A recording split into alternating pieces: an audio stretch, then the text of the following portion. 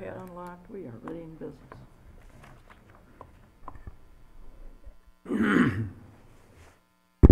So Ashley, are you going to call the roll? Time now, the work session here at the Grand City Hall, followed by the city council meeting with the podium and Mayor Gill. I call to order this Grand Haven City Council special work session. I ask Ashley to call the roll. Bruger, Here. Scott, Here. Fritz, Here. Manetza, Here. McCaleb. Here. We've got a couple items on our work session agenda this evening. It's August 20th, by the way. I don't think I mentioned that. First item is the infrastructure millage recommendation, and Pat is going to give us that presentation. Thank you, Your Honor. This probably isn't too foreign to you as we've been talking about this and using sort of a progressive memo structure, using the same memo to continually build on our previous reports. More recently, we talked about coming back to you with a millage proposal after we got through the discussion on water and sewer rates. If you'll recall, the last time around when we had a major infrastructure initiative, we did the election first and then came back with water and sewer rates. This time we flip-flopped it, had the city council decide on, and that took a little time, did a rather involved rate study followed by a good deal of discussion and compromise, and finally made some changes to your rates last month. So now we're ready to talk about the rest of the story, which may include any number of resources. We had a task force that sat down and talked about all these different options. One of those options was an income tax, where we believe we could raise an excess, upwards of $2 million plus per year. If we were to go that route, that would be a vote of the people. Didn't seem to be support or appetite to look at that at this time. Another route might be special assessments. Again, there was some discussion about that, and the thought process, I believe, was that we have not been using special assessments in recent years, and we've rebuilt an awful lot of streets in town, so now may not be a good time to start doing that. So what staff is bringing forward is a concept where we establish that there's maybe a tolerance for a certain level of property tax in Grand Haven that people may be able to afford for the long term. I mean, City Council has been very clear that they would like a sustainable solution, something that doesn't have us coming back to the voters every 3, 5, 6 years and asking for another mill. If we continue doing that, eventually we get up 4 or 5. I mean, what is the maximum? What is the tolerance of the taxpayer? So we are presenting a concept where perhaps that tolerance is a 3 mil maximum. Right now you're levying 2 mills based on 2 previous successful millage campaigns. Actually, they were bond campaigns. We went out and got the voters to approve a certain bond level based on a payback schedule of 1 mil for 20 years. So you've got 2 of those out there right now, the first of which will expire in 2028, and then the second one in 2035. They were 20-year deals. Right now, all of our taxpayers are paying 2 mills to pay off debt that was used for road construction. So the question becomes, do we go and ask for that again and get a 3rd mill? Well, our recommendation is that you not ask for another mill for debt, that you ask for another mill for more of a pay-as-you-go structure. And if we're able to get that permission from the voters, you ask for 3 mills in perpetuity. 2 of those mills are already spoken for, so it's really only a 1 mill increase. And in the report that you have in front of you tonight, Jim's laid it out to show that if we wait till 2021 to begin levying that, and the Grand Landing and Community Center millages come off, it would be a decrease in our tax rate if we wait till 2021. So we could go to the voters in 2019 with this 3 mil request that doesn't go into effect until 2021, and we commit to dropping the Grand Landing debt support and community center millages at that time, and essentially it would be a slight millage decrease in 2021 when you first start levying that. Now, what that would do in 2021 is give you 1 mil of additional resource, which by that time would probably be $550,000, $600,000 in a year towards a project. You might save that for a couple of years to put towards a project. But the thought process is in 2028, when the 2008 bond is paid off, you would then have another millage potentially freed up, one full mill. So at that point, you'd have 2 mills going forward each year of discretionary road funding. And then if you're able to make it till 2035, you could have up to 3 mills. And we feel that that would be a sustainable approach, something that then the taxpayers would be accustomed to. City Council could have a long-range replacement program that could be met between the rate adjustments you've done and that 3 mills going forward from 2035. And that's a long time from now. It's almost 20 years off. But I think that's what City Council asked for. Let's have a solution that's going to make sense permanently, and we think this would make sense permanently. Again, I just want you to think about the possibility if we don't go that route, but our roads are still in deplorable condition and you want them fixed, we need to continually go back, do the same thing we did the last 2 times. And we've been successful, and I have no doubt you could be successful again and get that 3rd mill, but you borrow the money and you pay interest on it, and it runs out, and then before you get any of those millages put to bed, you're asking maybe for a 4th mill. And at that point, maybe it starts to look like something you don't want to sustain. If you keep doing that, you maybe get used to this debt cycle that could just continue to balloon. And I think if we're able to find a way in what you're looking at tonight, did you have any of those graphics to put up on the screen?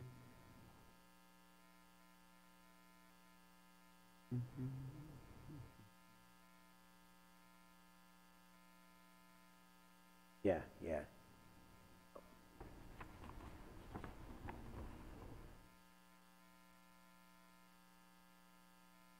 There we go. That graphically shows it, and maybe if people who are watching worldwide on the web right now able to see that, you can see where that Grand Landing Debt Support and Community Center millage could come off. At that time, it would in fact be a decrease in millage, and you'd have that 3 mills. And I would recommend you ask for it in perpetuity. Now, future city councils don't have to levy that, and you have been a very good example of when you get the authority to levy a higher amount, you don't necessarily do it. Right now, you only levy 0.6 of a mill for transportation. You've got a full 1 mill authority from the taxpayers in perpetuity, but you only levy what you need to provide the service. You've got 1.5 mills or so of available discretionary millage right now that you don't access because you don't need it. So I think if we go to the voters with that story, that the 3 mill authority to levy 3 mills only gets used when you really need to build roads. You've got a track record of support from the electorate when you go and ask for millage for infrastructure, and I think if we aim for 2019, we can do a bang-up job of education and informing the electorate to potentially get support. And that's all we do is inform. We can't advocate for a yes vote. We can just inform what would happen if this gets approved. And I would very much go into that with low expectations, being very careful to ask voters as they leave the polls. Again, we do the exit polling and we listen to the voters. So if there's something they don't like about the way it's set up, we learn what it is so we can come back in 2020. Again, we're looking at 2021 as being sort of the big year where we could start levying this and hopefully set up future councils. So this council would be the one that would set the table so that we can keep our infrastructure in good shape forever if you can get this job done now. But it's a big bite. I think trying to convince everybody, you go to the voters right now and say, we'd like you to vote yes on a 3 mil forever levy, sounds like a no vote. But if we have time and thoughtfulness and are able to prepare and talk to and pass city councils, some of you have been on those councils, have spent a lot of time face to face with voters explaining what we're trying to do, and it's generally been the case that people don't want their town to crumble underneath their feet. So if you can show that you're using the money, you're putting it to good projects in a sensible way, I think you have a good chance of succeeding. So then would the elimination of the 2008 and 2015 bond collection be written into that proposal? They'll all be written together? I would need to consult with the attorneys to make sure we can write it up that way so that it's I mean, that would help, telling. that would certainly help the credibility if you didn't, if you said, here's what we intend to do and it's in writing. Okay. And, you know, if city council feels this is a path they want to explore further, I would then begin to ask the attorneys those questions. How do we set it up so that it is cut and dry, black and white? What we're talking about is actually what happens, because I agree, voters can be skeptical, sometimes maybe cynical about what they see happening in Lansing and Washington. So we'd have to set it up so that it's ironclad, that those millages go away and then we don't just add this on and keep borrowing money. And I think that's a theme that you five have been very consistent on. We'd like to get away from debt and return to a system where we can afford to keep up with things. You know, how do we do that? Well, this is one method that could bring you there. And the millage, this millage, like all millages, would be subject to Headley? Yes. So it would erode over time. Yes. So then would you periodically need to go back and roll back Headley? Yeah, Or so it far depend on we've what you not need? had to go back and roll back Headley on our general millage yet, and we're at 12.4. 12.4 down from 15. Your charter allows you to levy 15. Headley's eroded that down to 12.4, and you haven't had to go back. You know, and then that is a option. It's not one we're talking about tonight, but doing a Headley rollback could get you back up to 15 and free up 2.5 mils that you would then be able to discretionarily use. But I think That muddies the message on this. I'm just asking about this millage if it passed. yes, that What would. what would be the future of this money? Because we're looking at a long-term solution to infrastructure. Yeah, I wasn't really talking about Headley rollback on the general fund. I was thinking mainly if you're trying to put in place a long-term millage for infrastructure, it gradually goes down just for that reason. The millage itself does, but, you know, theoretically, the absolute amount should keep up with inflation. Yeah, it should. Theoretically, it doesn't always work out that way, but. Let's see, how's that been working? Yeah. Yeah, it's what we've got to work with, and who knows, Headley could be changed in the future by the Michigan voters, you know, we don't know what's gonna happen with that. On the 2 mills that we currently have in place, the 08 and the, what was the other one? Sorry, 15. What's the amount of interest? Do you know, or does Jim know offhand what the dollar amount of interest that we will have paid back on those by the time they're paid off? Okay. Is that a number you could figure out though pretty easily? Okay, yeah. I think that'd be helpful. I suspect, you know, for me personally, when I see that number, knowing that we're paying interest to bondholders and we're not able to put that money toward the benefit of the citizens of Grand Haven, that makes a pay-as-you-go system that much more appealing and much more advantageous for the citizens. So, yeah, I think on a whole, I'm in favor of the concept. I like this very much. And I think postponing the timing of it to the end of the Grand Landing debt support there is a wise move because, as you point out, Pat, our residents' taxes will actually drop even though we've added an extra mill at that time, but the idea being 3 to go in perpetuity. What else could I say about this?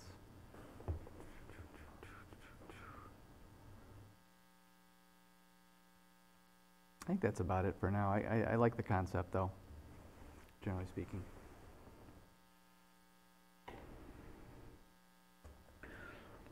But we will plan on, I'm sorry, I didn't want to. Oh, no, I agree. I think we've said that, we like the pay-as-you-go. We've seen by what we've done for the last 10 years that we need an ongoing support for our infrastructure needs. It's not gonna get finished and it's not gonna go away. So the best way to do it is to not incur all the costs that go into borrowing money if we can figure out how to do that, and if the voters will support that, seeing as we are waiting until these other issues drop away, so that it won't be this net increase. It will just like one will take place of another, and so that actual taxes, remain the same. So I think this is a good way to go. I think it needs to be thoroughly explained and to show the voter the benefit. And I think that we've done that before. I think we can do that again and put something together that takes us into the future of an income stream that we can count on, we can plan on as we plan projects down the road. So I think this is a good way to go. Absolutely, we need to know exactly what we're gonna be spending each year and how much we're gonna have coming in. It's a great plan for us, because it's like, we bond now, it's like taking your money and shipping it, you get all of it and you turn around and you send a quarter of it back out. It's not going back into our infrastructure, it's going out to pay that debt off. So it'd be nice just to have it stay at home and we can get more done. I think we'll be able to do a lot better job of figuring out what jobs, what we need to do and prioritize our infrastructure and what to do on it, knowing that we have a set stream of money coming in and we don't have to keep going back and asking for more. I agree. I think pay as we go is a lot better than borrowing money, so I'm all for it. Excellent. I'd just like to thank the council members who served on, it's been such a while since we had the infrastructure. Was it Mike and Denny or Josh? Yeah, I think Denny's been on one in the past. I was on one recently, and Mike was. I've been on a few of them. It's consistency from city council. It's been the top item, infrastructure. Like a broken record, I think you've done so much more than so many of our neighbors who are really suffering right now. That we're in better shape than most. So I appreciate that. And then also all the staff time Jim's put into it, and Derek has come on board and spent a lot of time wrapping his head around this. So we'll continue to bring forward information, and I think our next step will be to firmly establish with the attorneys how we can write this up and what it might look like on the ballot. And then we'll also set up a communication plan for you to reach out to your constituents and begin to inform them about why it is you're going this direction. Yeah, and if we have the numbers of what we spend on financing costs and bond attorneys and all those folks, that will all part of the compelling argument that if most of the money can go right into the streets, and that water and sewer are paying a good portion of their own way, if not all, that at least we're using every dollar to its greatest benefit. So. I just want to say, I think it's a compliment on city council and on staff that, if I'm following correctly, we could raise our general millage without going to the voters. And we could use those funds for these purposes, yet we prefer to be very open and transparent and put it to the voters to say, would you like to designate funds for this specific purpose? And I think that's a good compliment of staff to present it this way, and council to even entertain it. So I guess I'm patting us on the back, but I had very little to do with it, so thanks everyone. I appreciate these comments. I'm taking careful notes because these are the sorts of points that are important for us to bring forward to the public, to let them know why this is being presented in this way, and that idea, that concept by itself. And if they say no, they say no, and we find another way. We bring it back at another time, and they recognize that. So I look forward to this challenge. If this is the way we go, it's going to be a busy 18 months or 15 months. Leading up to a big election in 2019. I know you guys have in the past liked, I think we generally aim for the odd year elections for these because they're the same years that you have your own elections. Sure. So you're already engaging with the public. Well, it's a good strategy. It's good. Because you're already out there. Some of you who are up, maybe out talking with people, you're getting that constant feedback. You knock on their door, they'll tell you what they think, I think. Oh, no. They usually do, yes. Great. One way of doing a survey. That's right. Yeah, face to face. How many doors did the you guys ultimate slammed in your survey. face? Yeah, that one. Got it. All right, second item, And our work session agenda is Sims closure discussion, so we're going to ask Pat to lead that also. Well, of course, you had your town hall meetings last week, and we've got some results to report. I think I gave each of you a copy of a very impressive report that Ms. Ashley Latch put together over the weekend and sent it to me about 10 o'clock last night. So I was very grateful that she spent that time. But these are some of the results. The questions that were asked, and several of you were there, and these particular results here are from the Wednesday session, in which there was some clarity that a local energy production was something that those in attendance felt was important. And that shows by the 63% saying very important, 17% saying somewhat important. So that's 80% of the respondents there felt that local energy was something they were interested in. To the extent that they would be willing to pay more, and there were various levels thrown up. 21% said they would not be willing to pay anything more for local generation. But again, the vast majority agreed that they would pay something more, with the biggest response being at 10% more. And again, these are not scientific results, but they are still interesting. The people that showed up, this is how they answered. And this includes the paper surveys as well. This is with the paper surveys added into the electronic answers that you received at the meeting. So are you planning to give us the results from the 16th? Yeah, they're all in there in what you... You said these are from the 15th. Yeah, and if you keep going, you got the 15th, the 16th, and then you got the combination of both. Okay. I haven't had a lot of time to look through it yet. No, you just picked it up. I've got that. Next question was, is it important to preserve the snowmelt system? Again, there seems to be some agreement, at least of the people that showed up and responded, that the snowmelt system is important to preserve.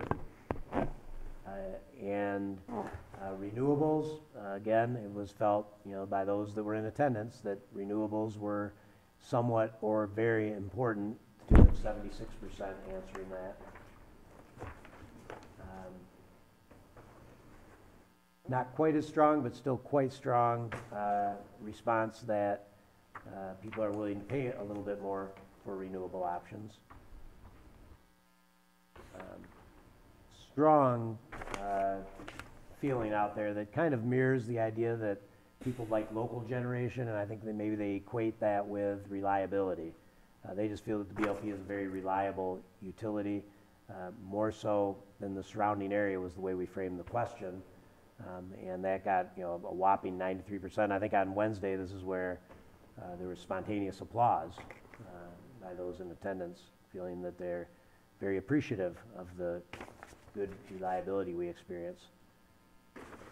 And by the way, each of these questions, what they're really designed to do is get people talking.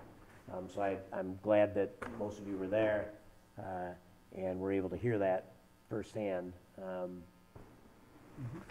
the reliability question, we heard some good anecdotal stories about the speed with which BLP gets people back online compared to surrounding areas. Because when the power outages happen, it's interesting that we're able to watch TV because our power is back on, and we get to watch TV about everybody else that's out of power still. So we know that, and our residents recognize that value. Affordability, the majority of people there on Wednesday felt that our utility is more affordable than surrounding areas. And the future vision, pretty wide variety here, with 41% saying that we should follow up and close the plant in June of 2020, 12% just do not close it, and 36% saying you should get more information before making a decision. And again, these were just designed to get people talking and get them freely exchanging ideas. So I think you got what you were looking for last week. If you want to do more of this, we can do more of it. I don't know if this supports what you've been hearing from your constituent or does not, but at least you were able to get out there and hear directly from customers and residents of Grand Haven. We tried to keep just those people responding. I'm sure some others were in the room. You know, we didn't lock down the doors and scan people's IDs as they came in, but for the most part, I think they were mostly city residents and ratepayers. So based on that, you know, we returned to the discussion about the resolution. We did have a meeting in July, on July 16th, as was discussed at the community center when both boards got together, that we should do some follow-up. At that meeting, at least Mike and Jerry and myself came away with the idea that they had asked for some direction, that they would like the city council, you know, that their expression, and when I say they, it was the BLP employees and one board member, where do we go from here? What is it the city needs to move forward with this? Tell us what the city needs. So that's why this draft resolution was put together, as a possible effort to put in writing what the city council expects to have available, what more information you have, a need to understand before you'd be ready to vote to support the recommendation. So that's what I tried to put together here. It's already undergone some wordsmithing, but through some feedback I've gotten, but I'm very ready right now. My pen is ready if you want to make some changes, or if you want to send me some ideas and direct me to have this on a future agenda, or tonight's agenda. If you wanted to add this to tonight's agenda, you could do that during approval of the agenda when we get to that part. I will note that we did get a letter today from the Board of Light and Power Chairman, and I put a copy of that in front of each one of you. And if you'd like to review that, that's up to you. And again, I stand ready to receive any advice or direction you have. Or take down any questions and follow up. Okay. Oh, you're right, I wasn't watching the clock. Realize the time. Yes, Josh just reminded me that it's 7:35, and our regular council meeting is supposed to start at 7:30. I think we'd like to discuss this a little bit more, but we have to start. We're going to adjourn our work session and start our council meeting, and then we will come back to this. So Ashley, would you call the roll for the council meeting, please? Scott, Yes. Fritz. Here. Here. Fritz, Here. Manetza, Here. Bruger, Here. McCaleb. Here. Our invocation this evening will be given by Pastor Dan Eisner, who is... Oh. No, no. Oh. Okay, well, let's do this first, and if you'd like to... Yeah, let's would you pray like for to- those snacks. Prayers have been answered. And remain, yeah, absolutely, and remain standing after the prayer for the Pledge of Allegiance. Dear God, thank you for this day. Thank you for the city of Grand Haven and the state of Michigan. Please bless our leaders tonight. Grant them wisdom as they make decisions on behalf of us all. We pray your blessing on the city, and as the school year is about to start, please bless our teachers as they serve. Thank you for our police and fire who serve valiantly, and we commit this meeting to you and ask that we be in one accord and that things would be done in good order. In Jesus' name, amen. Amen. I pledge allegiance To the flag of the United States of America, and to the republic for which it stands, one nation, under God, indivisible, with liberty and justice for all. Great.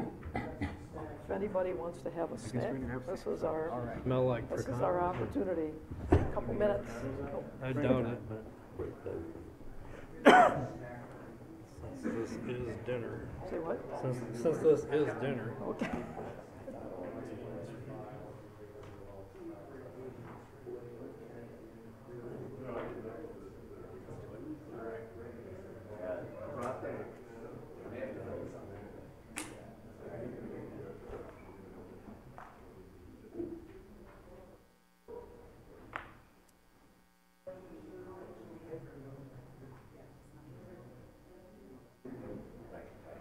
roll call. Mayor's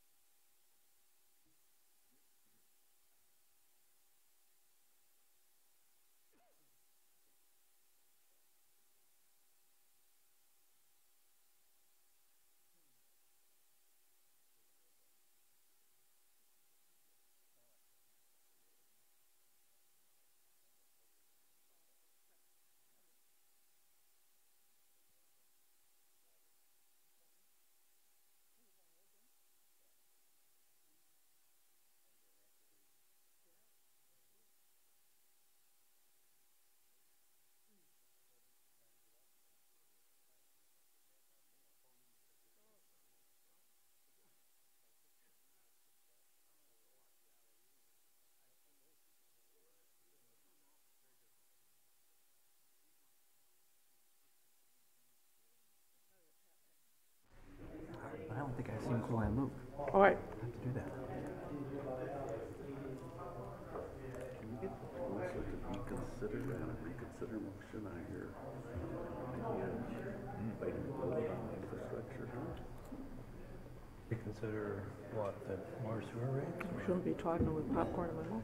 Or however you want to put it. Live on YouTube. There's other things too that Yeah. fall into that category. Not good. All right, here we go. Were you here for the? Let me know when you're ready, Eric. Come with early in the work session. When did you come? Okay, 3 minutes ago. Okay. We had a discussion, you can get this online too, of potential millage increases going forward for rodents. The road, basic road work. The other one was, we had already dealt with the water and sewer rates. Already dealt with those, I would like to see. all right. This is what's coming up next. It's been a busy day. Some of us haven't eaten, so this is good.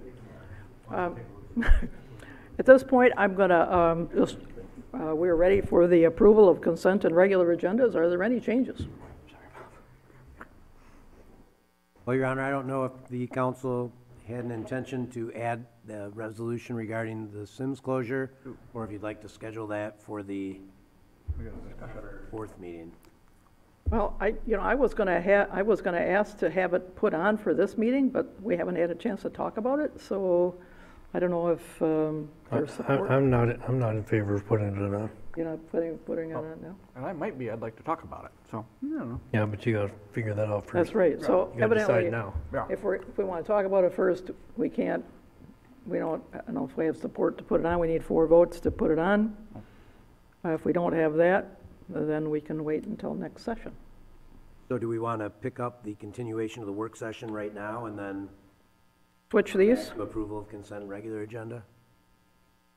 if you're all good with that, then we'll finish the work session before we go back to the agenda items. It's good for me. Everybody, yeah, everybody approve that, we can do that. So at this point, then we'll do a general business, call the audience after that also. So it's continuation of the work session, so we can talk more about this resolution. We can decide if we want to put it on the agenda or not. We can be flexible. So Pat, you want to? Well, I think I've wrapped up my comments, and I'm looking forward to hear from city council. You know, the resolution itself, just scroll down a little bit there. Suggests that the city council would offer direction to the Board of Light and Power, suggesting that they prepare a plan for local generation of energy, that they provide energy for the snowmelt system during the interim period and leading up to whatever that new energy solution is, that they commit to remediation on the Harbor Island site if in fact that is going to be closed down, and then also include the future snowmelt system that includes permanent local energy generation, and what cost allocation proposal they would suggest. Yeah, I think it's fair to ask for their feedback about what they see as being a equitable means of providing for that future snowmelt capacity.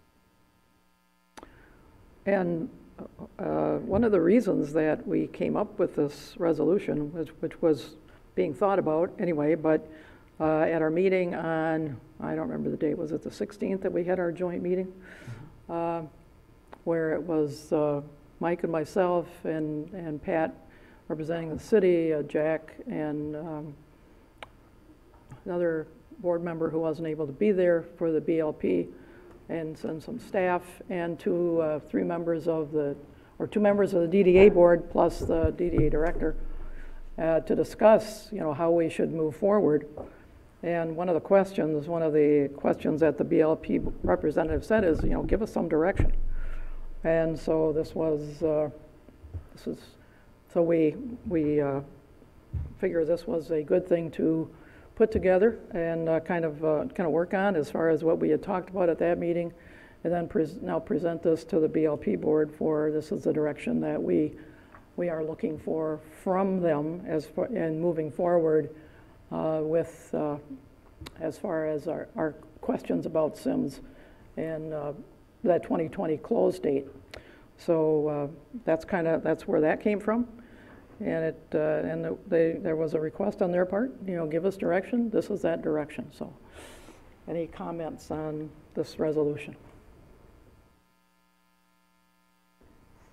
The problem with eating a brownie ahead of time is you can't. Okay.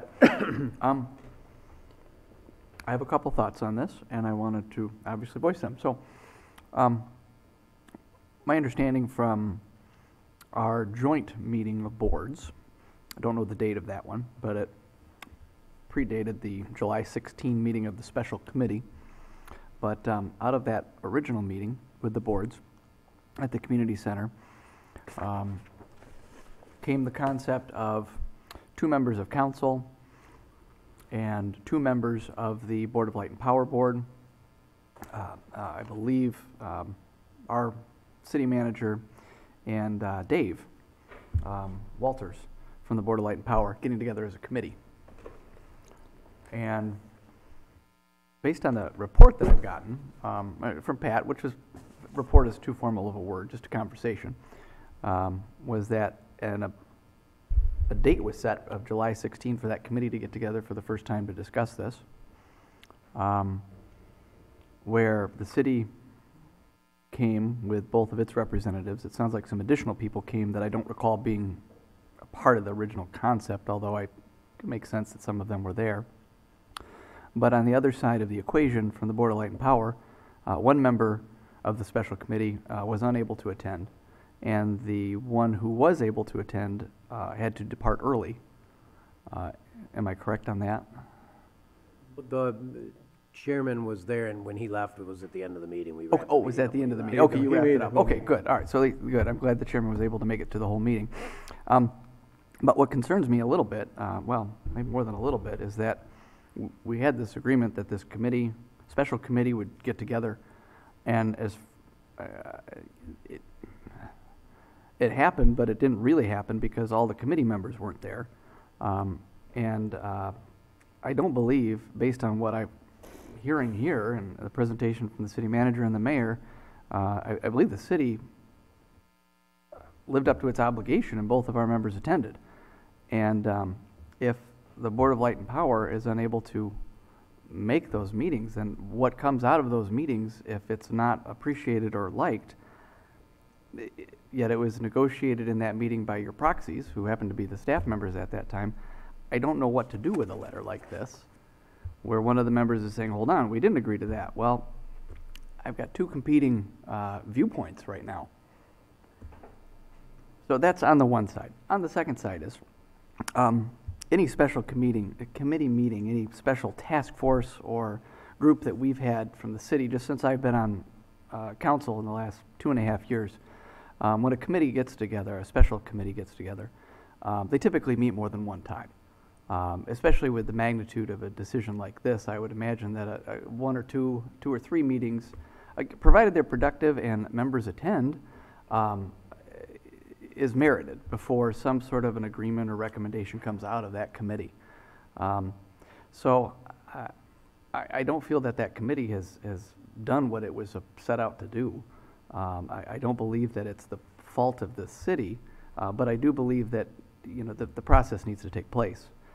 So those are my thoughts. I'm fine at the moment, although I'm going to reserve the right to change my mind here based on what my other council members say, in particular those two who were at the meeting. In putting this on the agenda for a vote tonight, I doubt that I will vote in favor of it because I don't believe the process has taken place correctly, which means I may not vote to put it on the agenda anyway. So there are my thoughts. I'm a little bit frustrated. This I think is indicative of this entire process, and I think the city residents of Grand Haven deserve better. It just shouldn't be this way, and I'm not pointing the finger at any party in particular. We got to do better than this. So there you go. Well, as Pat and Jerry both stated, I was at that meeting also. The chairman of the board is the one that wanted us to give them the direction. That's the reason why you have a resolution tonight. It wasn't because we didn't want to meet no more and that. He just said, council needs to give us some direction on what way to go. And he didn't say nothing through the whole meeting until that was time to go. And he says, well, I have something to say. And everybody's clapping their hands saying, this is pretty cool. He's going to finally speak. He says, I'm leaving at 4:30, and that was at 4:25. And he says, and we need some, he says, Board of Light and Power needs direction. And so that's, it would be nice if they had some board members that would actually talked, but we listened to all of their staff that they had, and that's what they work on. They work with their staff, and their staff told us exactly what they were wanting to do and how they want to do it, and listened to us, and we discussed the snow melt and everything in that order. So I'm willing to put this on there and get them to give them some direction, because that's what they want. They want direction to go. So I don't know if another meeting is going to make any difference with them, because they keep telling us they need direction. So, and after having the town hall meetings that we had, I think we came up with pretty much what the people of Grand Haven want. They want this to happen. So that's where I'm at. I'm okay with putting it on the agenda too, because, I mean, you guys were there, and I'm hearing the same thing from you and Jerry both, that they want direction. Well, if they want direction, then I think this gives them direction, and I think we should put it on the agenda and get it through. But I mean, this is what they asked for, so and now we're doing what they asked for. So I'm in favor of putting it on the agenda now. Well, the meeting was, suggested we have two meetings. One was regarding snow melt, and so I thought, well, it'd be good if some of the people that were most concerned about snow melt, which is the DDA, would be in attendance. And my understanding is that Pat contacted Dave and said, do you have a problem if some DDA members are there? He said that was not it. He was fine with that.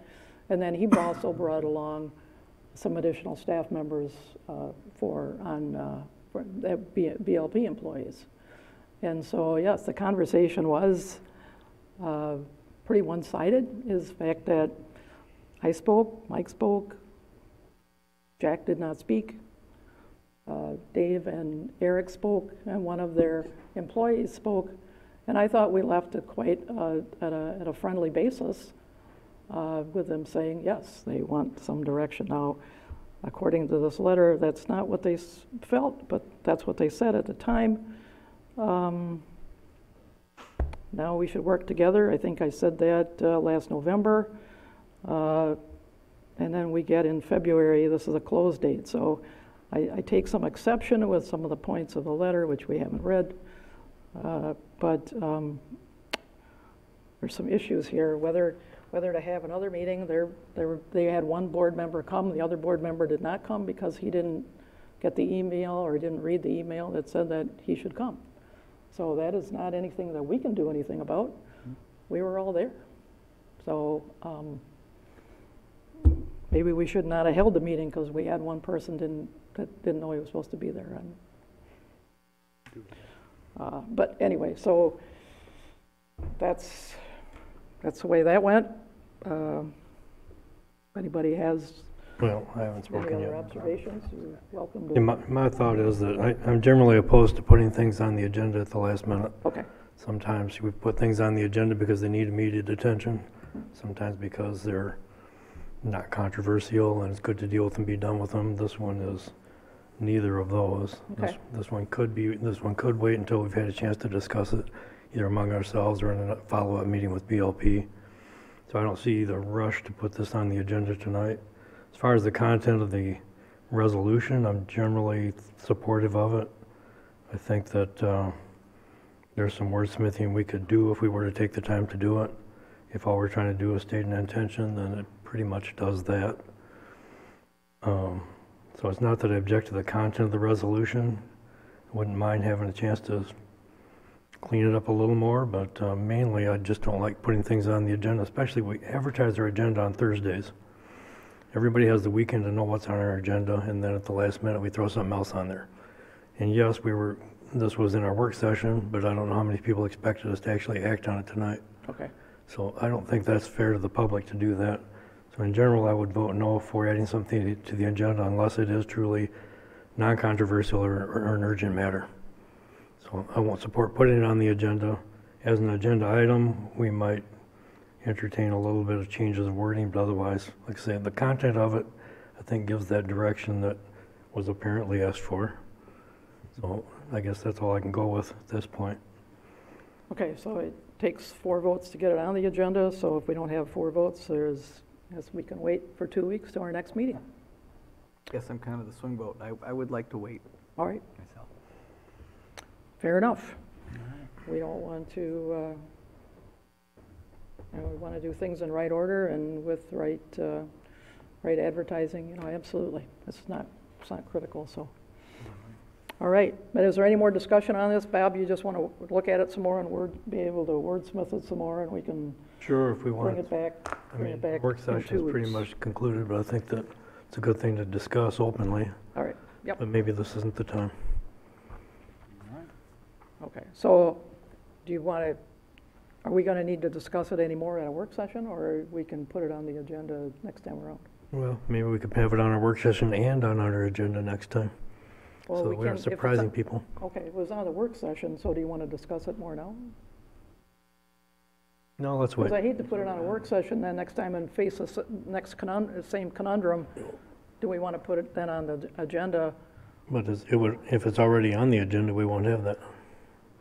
but you want it on the work session and the regular agenda? Sure.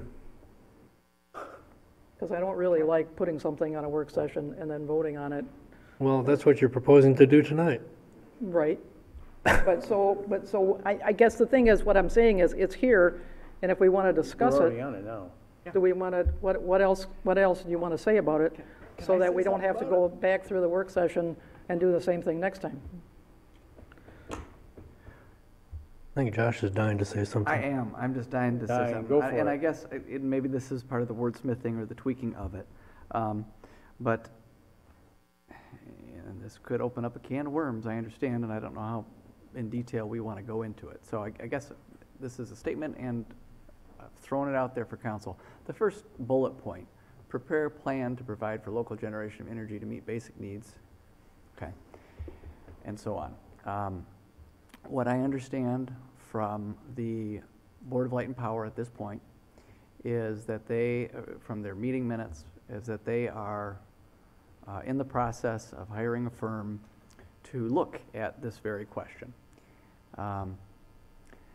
And based on the input from locals, based on my own personal feeling about where we need to go, based on some of the input as far as this informal survey from our town hall, there's at least a segment of the population, myself included, who's very interested in some sort of a renewable or green component to this, and to whatever our future power generation is. So I'm concerned with bullet point number 1, that it's, yes, it needs to be done, but I'm concerned that they could come back and say, well, you know, we did what you told us to do, which is provide a plan, and they come back with a coal plant.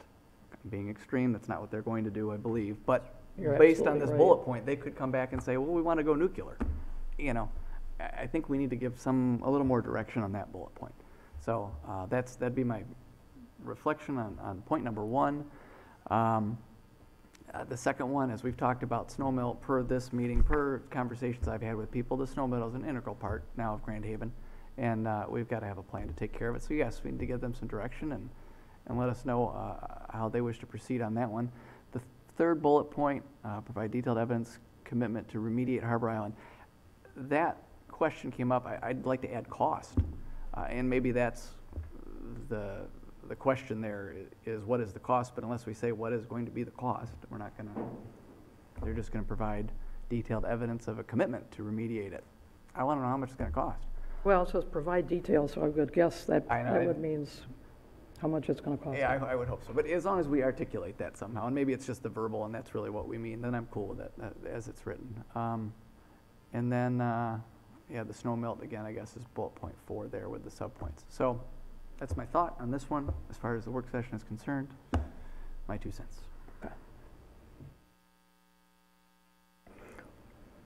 Well, like Josh, you know, the first item here, prepare a plan for local generation of energy. From the beginning of this conversation, BLP has invited council to be a part of the conversation about what that local generation of energy should be. And I would think that in our resolution, we would want to reserve a seat at the table. Instead of saying, you guys go make us a plan, we would want a mutual effort on that, and that so that our voices could be heard in what the future energy, local generation of energy would look like. I don't think they'll come back with anything like a coal plant or something really off the wall, but it might be, I mean, BLP's position has been that all we really need is a series of investments in remote generation. And I think everyone on council has wanted to have local generation to at least some degree. Also, I think there's never been any real agreement on how much local generation is appropriate. And I think that's more of an economic discussion than it is a sentimental one. I think we need to decide what makes sense to do. So this whole first bullet point of prepare a plan for local generation of energy, telling BLP, our direction to you is to come back with a plan. It seems to me we would want to make that something we would participate in. I'm not sure exactly how you put it in here. Like I said, you know, the content of this resolution we could probably pass more or less as it is and then work on it later. It seems like we're kind of hurrying into having something here. Well, do you want to, say, establish a committee to prepare a plan of I just want to make council members? I just want to make and sure members? that the council and the public is still part of this conversation and not just having a plan presented to us. Because I think that we've seen some of that already. And I think BLP would give us a very competent plan. I think that they're very good at what they do, and they'll come back with a plan which would be saying, here it is. And it may or may not be what we were hoping to see. So maybe we could continue to guide that plan, but not if we put it on them in the form of a resolution saying, come back on December 31st, 2019 with a plan. Oh, good point. So I think that needs a little work, and I don't have words to offer you at this point in time, but I wouldn't mind seeing that written so it's a little more inclusive and a little more broadly directed. Otherwise, you get a very technical plan, which makes perfect sense, that may not be what we've heard from the people or what we as elected officials thinks makes sense for the city. The second bullet point, and largely these are words that I offered to Pat about providing a very specific answer for snow melt. I think that kind of direction is important, that we need to tell them that here's specific dates we want this done. We don't want to depend on Sims for snow melt any longer than we have to. That frees us up to make decisions. As long as it's lingering out there, then we can't really move forward. So, like I say, I participated in that language, so I think it says what it needs to say. And you can argue all day long about who should be paying for it, but I'm okay with that. Provide detail and commitment to remediate Harbor Island site to restore to a pre-Sims condition. I don't know if anybody's really interested in doing that, because I think the concept that I've understood has been that we would put a new generating plant in that same location. Right. To take advantage of the pilings that are there, to take advantage of the substation and all the infrastructure that runs there, to take advantage of ready access to both roads and waterways and whatever else might be usable for whatever plan has come up with. So we wouldn't be remediating Harbor Island site to the pre-Sims condition, nor would we do it to the pre-settlement conditions. It would be to an industrial condition which is suitable for future use. Yeah, And because that kind of goes hand in hand with that first bullet point. We don't know what that is, but we'd like to participate in that conversation and guide that. So Harbor Island is what we and what the public thinks it should end up as. So I think that's a little premature, but I understand the sentiment behind it. The sentiment is that something must be done with the plant. Once it's shut down, it needs to be removed, it needs to be repurposed, it needs to be scraped so that you have nothing but dirt, any number of things, but most likely it would end up being the foundation of a new plant. right. And probably something that's a lot less intrusive in terms of appearance or in terms of environmental impact. Thank you. The rest of it here, the prepare plan for future energy source and so on, that all makes sense in the light of everything else we've discussed.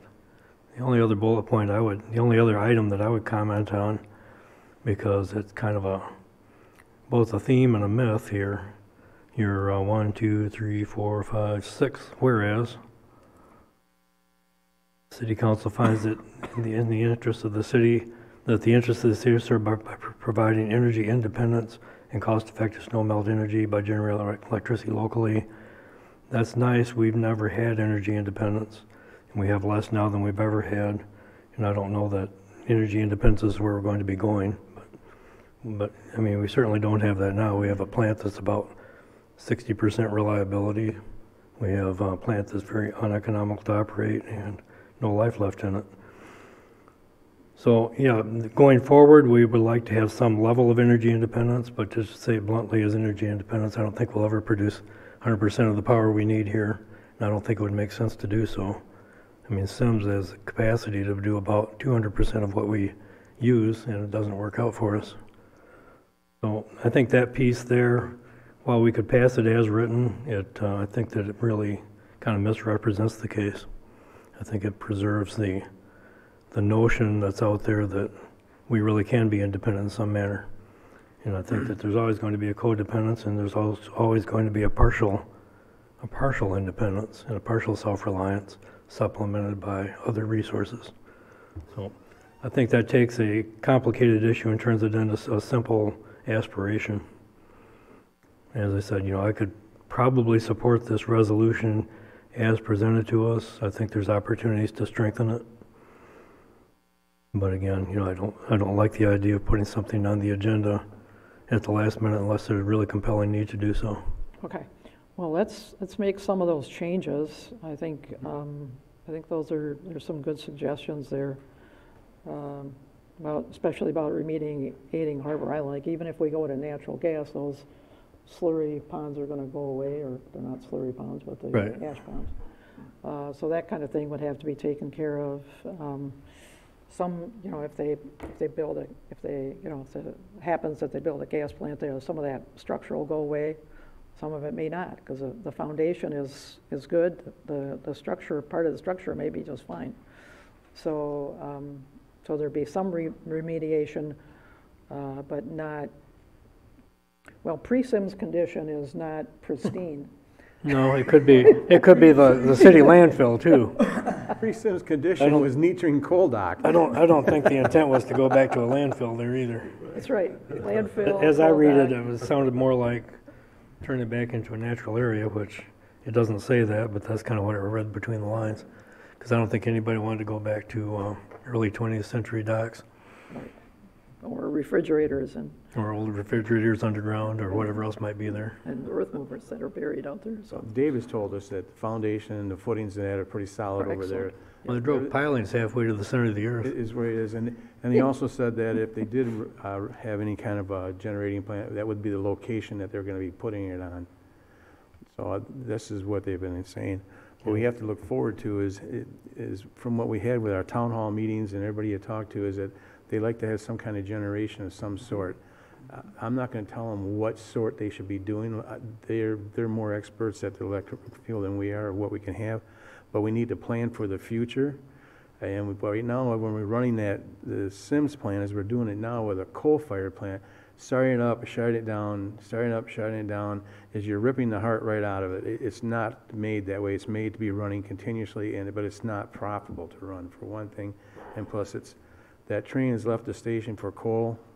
It's gone. I mean, it's heading down the road, so I'm not worried about them deciding to come back with another coal plant. That's not gonna happen. Seriously, no. I mean, yeah, absolutely.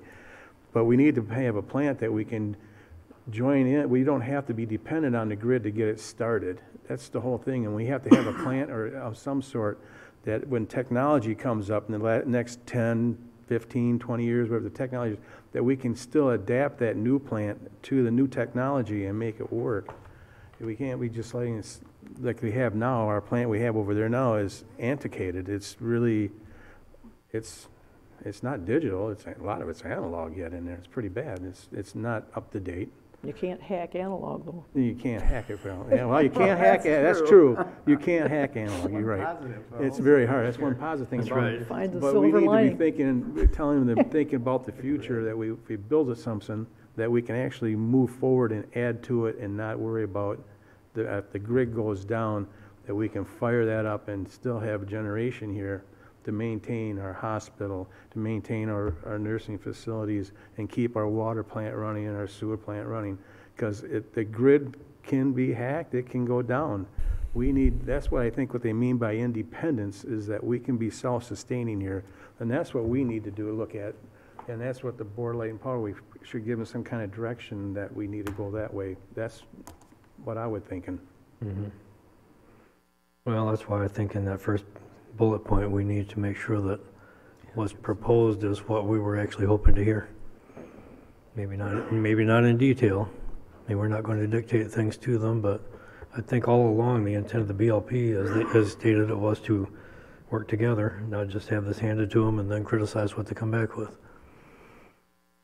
So whatever it takes to clean up some of this language and make it more clear intent, I'd like to see some adjustment done before we actually vote on this. All right, so Pat, do you have a better idea about what's Already acceptable? got some So, words. all right, I won't This share them reminds out. me of an ad on TV. I got words. all right. Okay, anything else, or are we good? I think we're- Very well prepared to get something ready All for right. your next agenda night.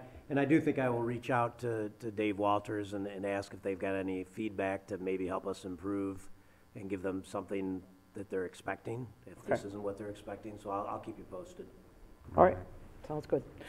In that case, we'll go back to the approval of consent and regular agendas and ask if there's any changes. None. for And me. there Seeing that we can't get 4 votes? No are changes. no changes, right, we're good? Okay, so we need a motion to accept the agendas as presented. So moved. That motion? All right, Support? been moved and seconded. Mike moved, Denny seconded, and we're going to go ahead and vote. Bob had a thought. Manetza, Yes. Bruger, Yes. Scott, Yes. Fritz, Yes. McCaleb. Yes. All right, general business, call the audience. This is your one of 2 opportunities to address council on anything that you have on your mind. So just come on up to the microphone, identify yourself, where you live, and make a point. Make your point. Make your point. Oh. Come on down. Come on down. Thomas Lamro, I live on Breton Street in Grand Haven. This big emphasis on melting the snow. To me, there's two things that should come forward here. One is many communities, the merchants do it themselves. This, I don't think would be too big of a burden, particularly when you're melting the snow, you don't do anything over in the East Town area that I could see, as far as merchants are concerned. And secondly, when you walk around the corner from the main street, it's not melted at all.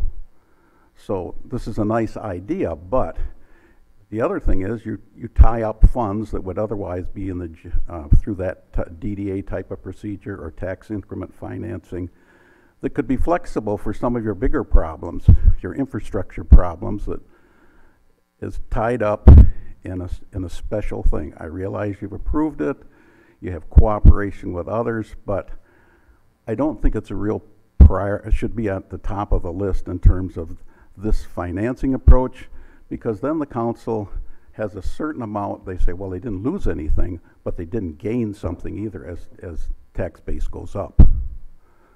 So I think my feeling is when you've got a 113-year-old pipe running up Mulligan's Hollow, and the question is, are we going to raise the sewer rates versus melt the snow on the main street? I think you've got to recognize some of these things. Or 2 years ago, we have 10 fights on the thing. Maybe we need to help the police department out a little more. Priorities on the basic things that the citizens need, I think, have to be recognized. And secondly, a different subject entirely, I appreciate the mayor being able to open up a handicap access to the pier. But what happened to the whole safety aspect of these rings that are available and the backup, I think, that turns them on once they're removed? Has that got to wait a year before those type of things are reinstalled? And when the pier's wet, it's much more slippery. I mean, you've seen all sorts of people out there, no matter what the weather is. And I think we've got to but rethink our priorities as far as safety, as far as infrastructure. When the people built the system in the community, they didn't say, oh, gee, we can't do this. They did it. But also along with these type of things goes ongoing maintenance. And to keep kicking it down the street, I just think is not doing what the citizens expect. Thank you. All right, thanks, Tom.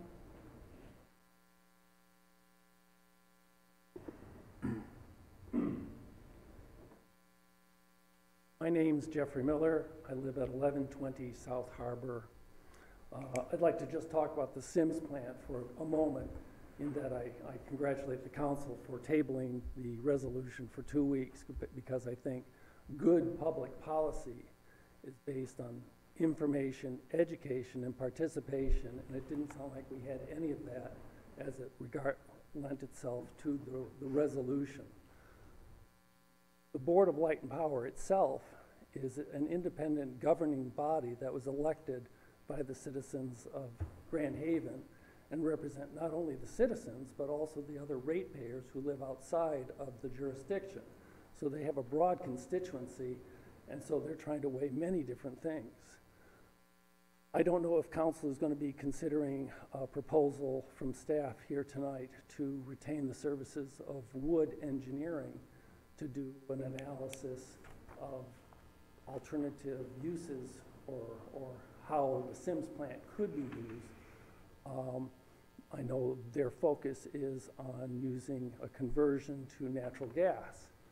But again, if you were just to confer with staff at the Board of Light and Power, they did a study in 2013 to find out the efficacy, efficiency, and profitability of doing that. So were you to retain the Wood Engineering firm, that would be another $45,000 spent on information that we already have. From my point of view, it seems like it's three components sort of boiled down. One is the Board of Light and Power's decision as an elected body that made a decision to sunset the Sims plant in June of 2020. That's a singular decision made based on the concern of the ratepayers. They, myself included, and all of you, we pay the highest utility rate per kilowatt hour in the lower peninsula of the state of Michigan. So when we had public meetings, which I think are an excellent idea, and you then ask general questions to a group of residents, most of whom, myself included, are senior citizens, so it's not a good cross-section of the whole city, and you say, do you want to pay, or are you willing to pay more for renewables, or more for electricity, or to have your own power plant? Most of the people there don't even know that they're paying the highest rate possible. I would applaud those people who decide, yes, renewables are worth the extra cost, or yes, it's worth it to pay more than any other community in the entire lower peninsula because we want to have some independent cogeneration.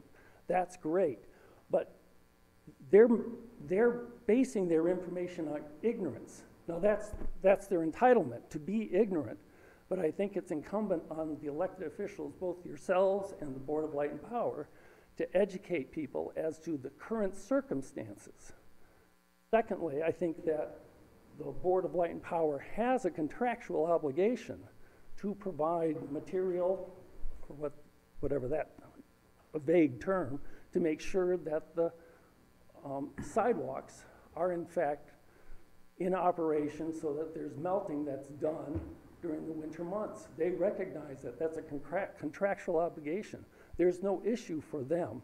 The only question is their charge to get their technical folks to come up with an answer that perhaps may be amenable to you as far as what it may look like as far as a building goes or where it is situated, but they're under contractual obligation, so they know that this has to be accomplished. So to tell them that they have to do it is being redundant. The third thing is the question of, do we want renewables? Do we want to be independent generated? Well, the fact is, next week, or in 2 weeks when you have your meeting here, the lights, all of the electricity that's being provided here comes from the grid, and it will be for the next 3 months. March, April, and May, when you had meetings in here, came from the grid. We, as one of your counselors earlier stated, we are interconnected. So the notion that we can be separate and apart from and immune to all of the other vagaries of the grid is a misnomer. And while we have an excellent line support staff, and I think everybody wants to still have the Board of Light and Power provide the service to make sure electricity is delivered, that's not the same question as, do you want them to be the generator of electricity? And if you recall, the rest of the state was operating just fine on the 4th of July with electricity, but we weren't.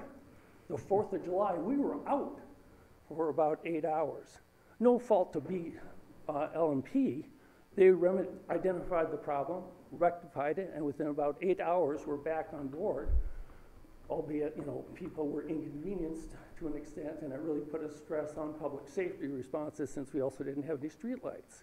So we're as susceptible independently as people think we might be able to be as what we really are, which is codependent everywhere. So the last thing is really there's this, I think, this false sense of urgency. Sunset Sims. Recognize that BLMP are going to fulfill their obligation with the sidewalk issue, and then in a meaningful purpose with all the stakeholders around, get people together and figure out, do we want to generate electricity? Does it have to be, should it be renewables? And at what cost? And that decision can happen after June of 2020 because we are connected to the grid. So if the decision can't be made for a year's time and it can't be implemented for 2 more years, we're still okay because we're connected to the grid. And the grid is only as good as its infrastructure but as you saw on January or July 4th, we're as susceptible and vulnerable as any other community. And if you look at people like the person who was the facilitator for the town hall meetings, Zeeland, they don't generate their electricity, yet they still have a electric company that they own and control and operate. They're part of the same consortium that the Board of Light and Power are.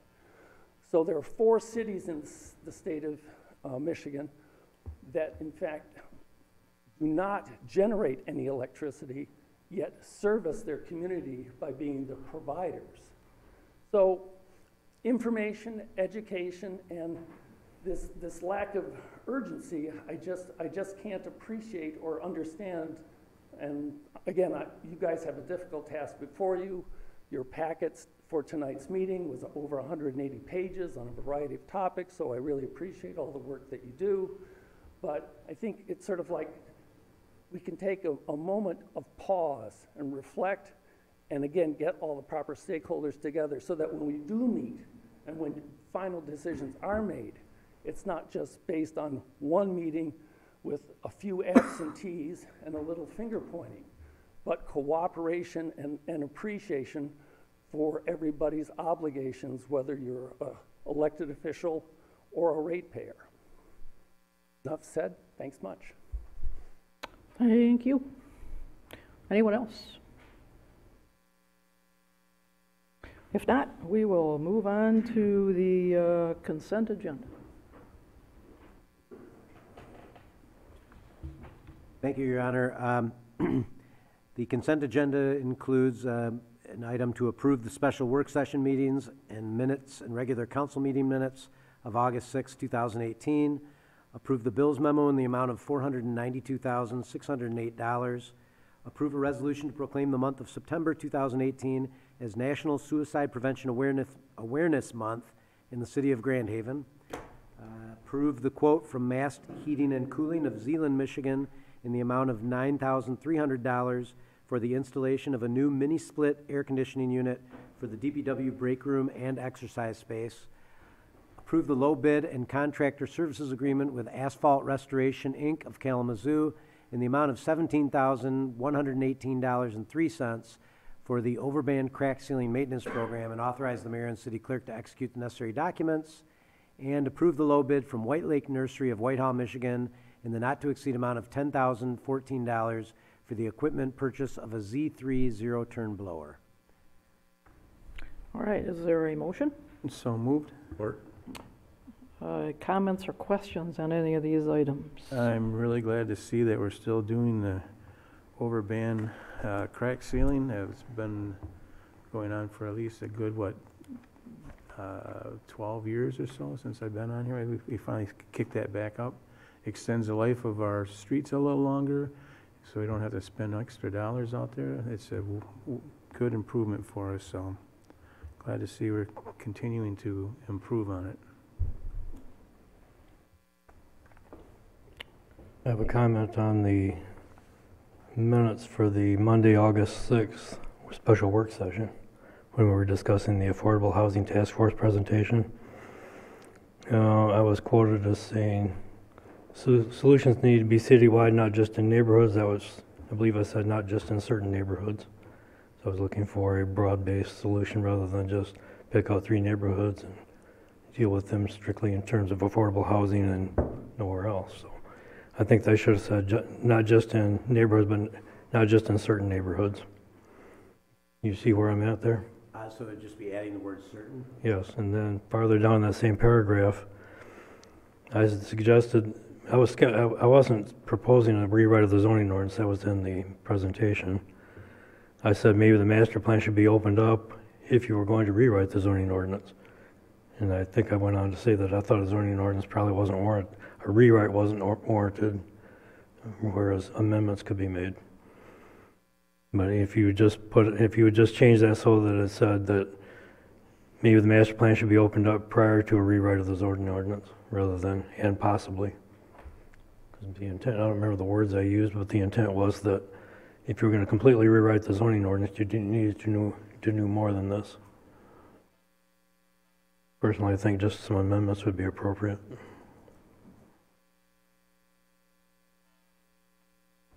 That's all I got.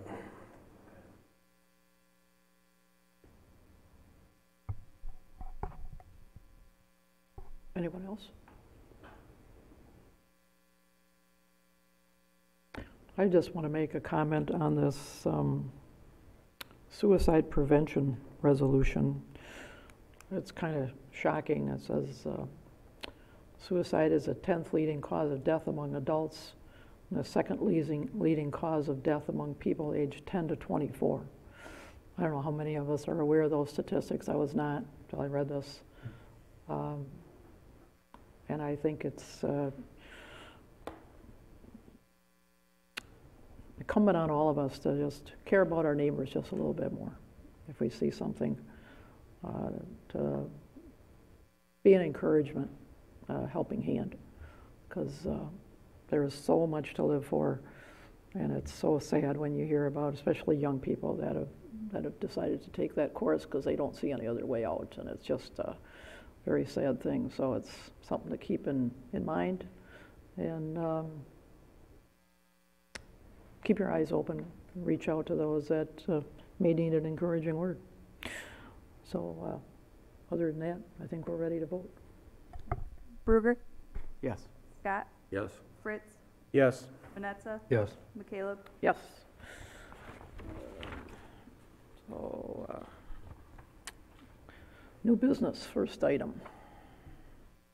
First item is consideration by City Council of a resolution to approve the bid from Preferred Ford of Grand Haven in the not-to-exceed amount of $60,503.94 for the equipment replacement purchase of 2 police cruisers. The administration recommends approval. Is there a motion? So moved. Second? Moved and seconded.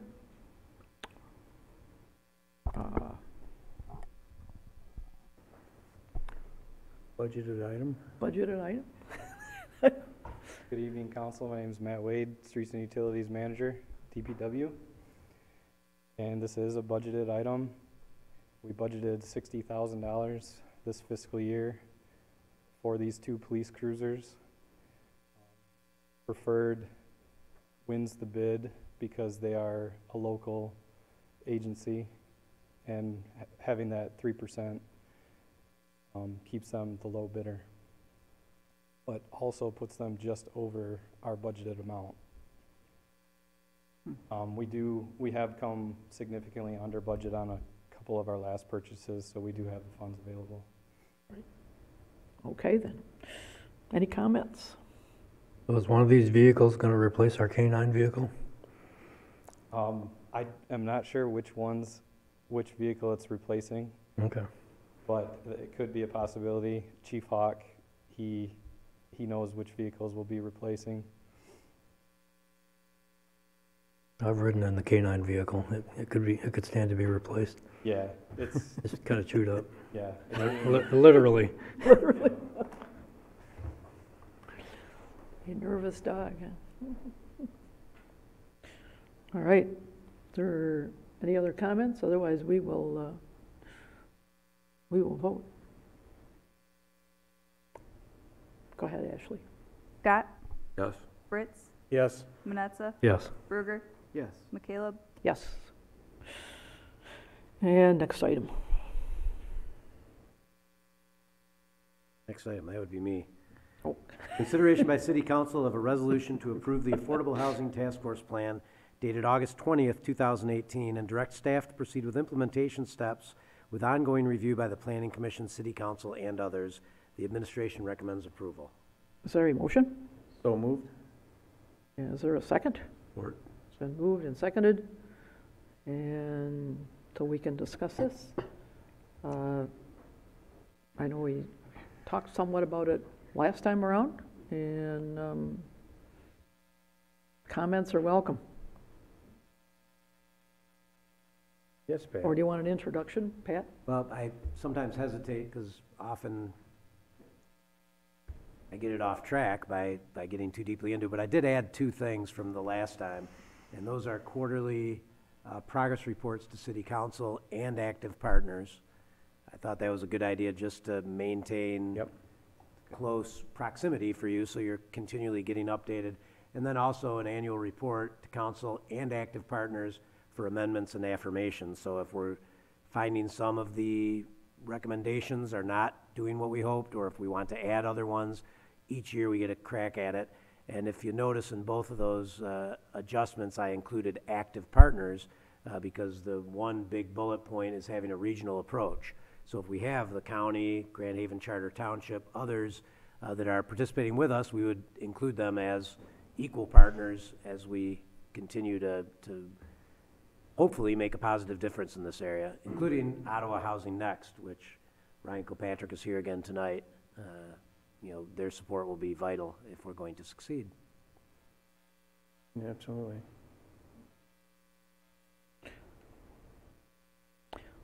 You know, one of the things that that I have noticed is that as we talk about, you know, what's no longer available, and there's a lot of, I go back to the short-term rental issue that we've dealt with, in that as people buy up these single-family homes and turn them into short-term rentals, those are single-family homes that are taken off the market, where a single individual or a group of individuals could get together and share rent on, but they're gone, and that's one of the reasons that I think that short-term rentals are a problem, and that's why I really don't want them extended in anywhere to the anywhere outside of districts where they already are allowed, so that they don't cut into that housing stock that could be used by an individual or a group of individuals as to make it affordable. So, but I think, you know, as we continue to look at what things that we can do, I'm all about it.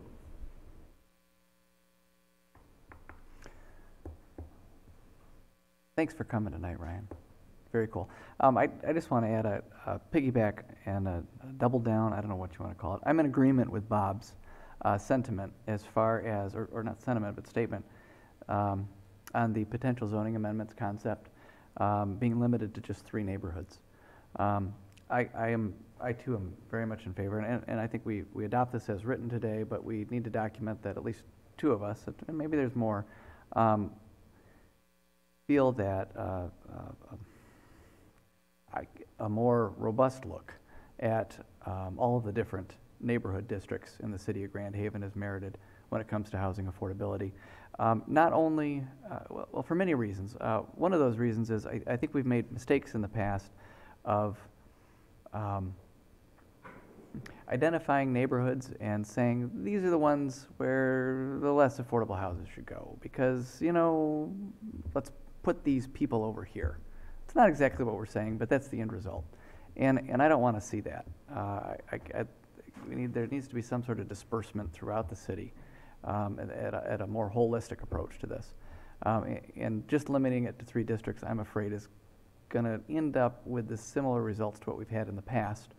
And I think Penoyer Street, the, 1500 block, 1600 block of Penoyer is a great example. Great people, but we've got a load of duplexes all concentrated into one area. And I don't think that's the result that we're looking for. At least I'm not. So I'd love to see that broaden. And I think when you look at this recommendation as well, where it says that we want to make it more affordable for people coming into town, or where was it? It was a 2-pronged approach. It was to make things more affordable for those who can't afford it, and make it more affordable for people to stay and to continue to age in Grand Haven. And if all of our solutions are targeted on just these 3 neighborhoods, well, we're missing out on the rest of Grand Haven. And I think there's some other solutions. Got different ideas personally, but I'd love the Planning Commission to come up with what they can. So I just want us to broaden our approach a little bit. So that said, as far as this going and adding the quarterly reports, Pat, I think that's brilliant.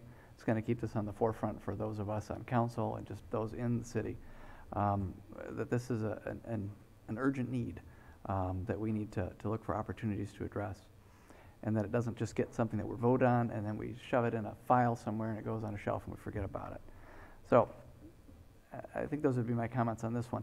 In the broader scope, I have noticed personally, I do own a short-term rental, and I've talked to other short-term rental owners in Grand Haven, and I'm not sure I think a bigger study would need to be done, and I don't think we need to do it ourselves, but we'll call this anecdotal so far, that the demand for short-term rentals is dropping a little bit. I have noticed personally with ours and talking to others that they are not as booked as they had been in the past. The month of July is still booked and very busy for most short-term rental owners, but the buffer months of June and August have been much sparser among those who I've talked to as far as the number of bookings that have come in. So the market may be saturated. We may be at a saturation point within the city.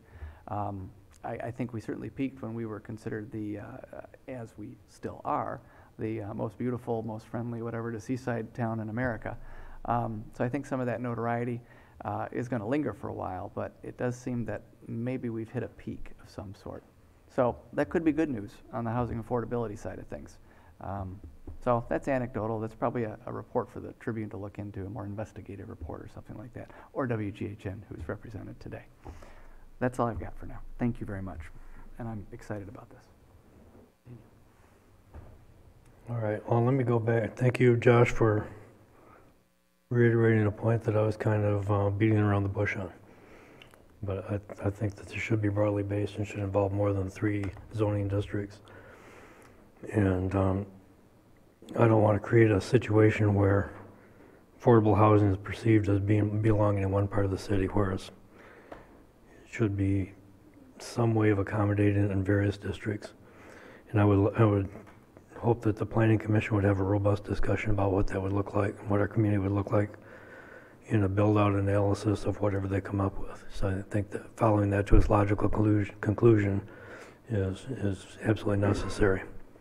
The other thing I'd comment on, I mentioned it during my comments about the minutes of our last meeting. Item number 8 talks about a zoning ordinance rewrite with specific attention to affordable housing best practices. When we were doing the short-term rental discussion and passed our amendments, we leaned very heavily on the master plan and what the master plan said our neighborhood should look like. When we talked about single-family homes and we talked about neighborhoods being a certain type of place to live in, we used that information to guide us in where and where not to have a lot of short-term rentals, and where to have a sense of community and where to have more of a commercial flavor to it. And that was a really important part, and I've been to citizen planner trainings and to MML meetings where that's come up. It's come up that, yeah, this is really what your master plan's about, and I can hold this up as an example. I can say, we used this, and we worked within our zoning, we worked within our intent for our community to define our neighborhoods and to define what's appropriate, what isn't appropriate. And so when I commented last week that if you're going to rewrite your zoning ordinance or make considerable changes to what it means to be in a SFR district or a medium density residential district or one of the other districts, or what we call them, the character districts, the older districts that have specific features to them. And we want to start modifying what the density looks like, what the number of houses or how lands might be combined, how structures may be removed and replaced with other structures. I think that's at least worth a nod on master plan. That's a long, cumbersome process. We just readopted our master plan.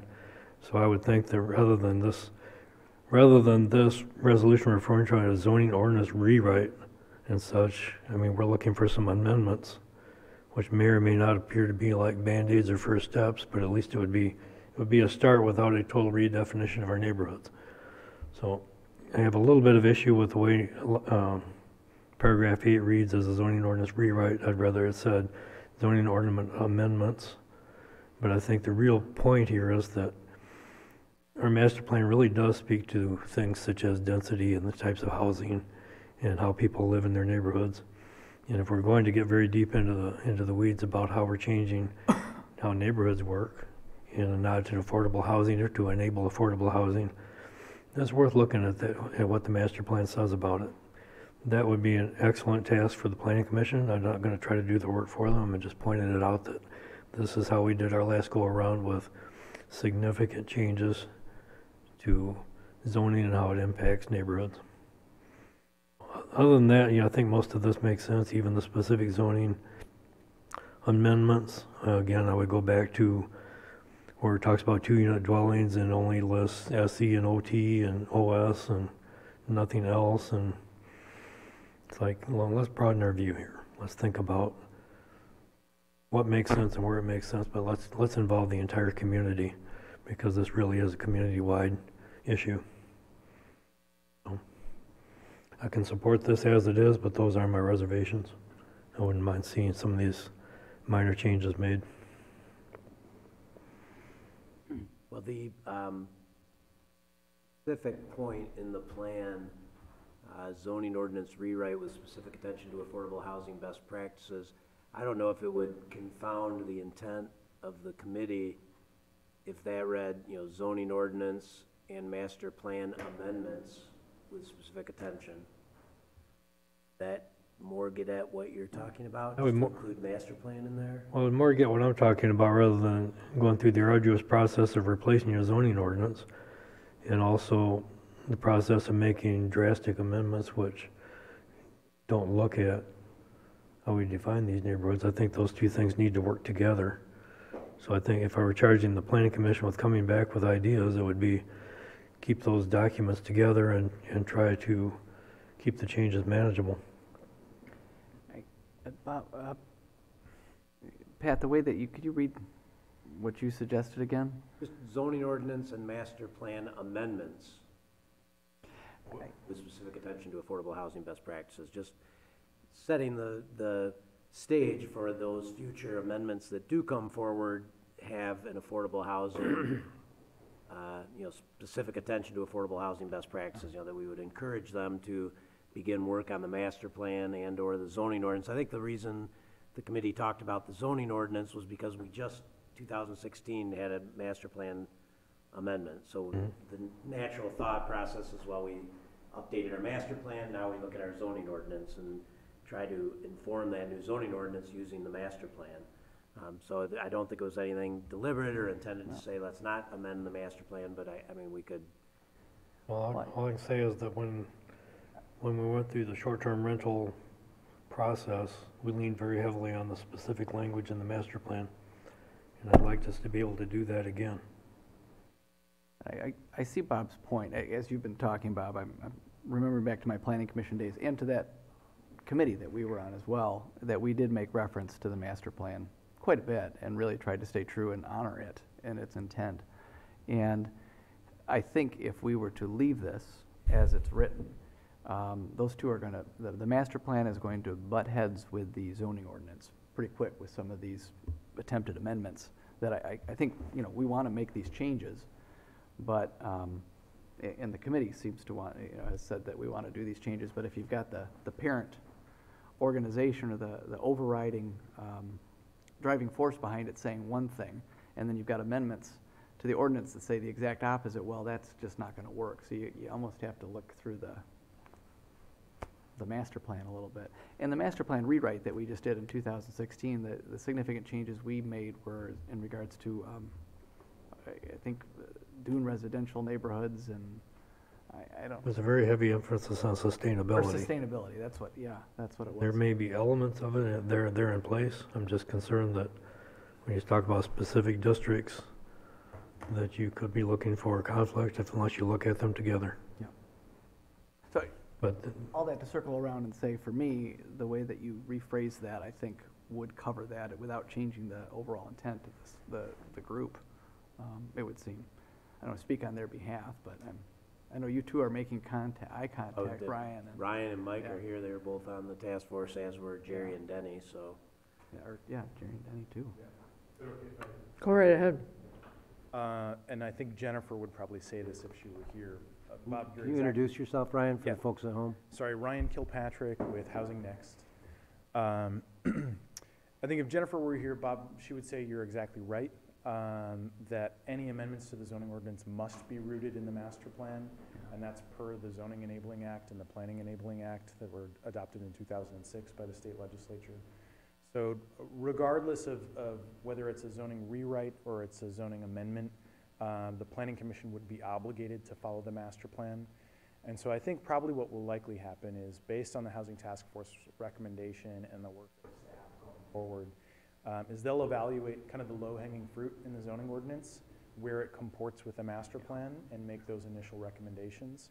And I think per Pat's point about the opportunity to come back and update this body and our partners, there may be a need to come back and say, we think we need to amend the master plan.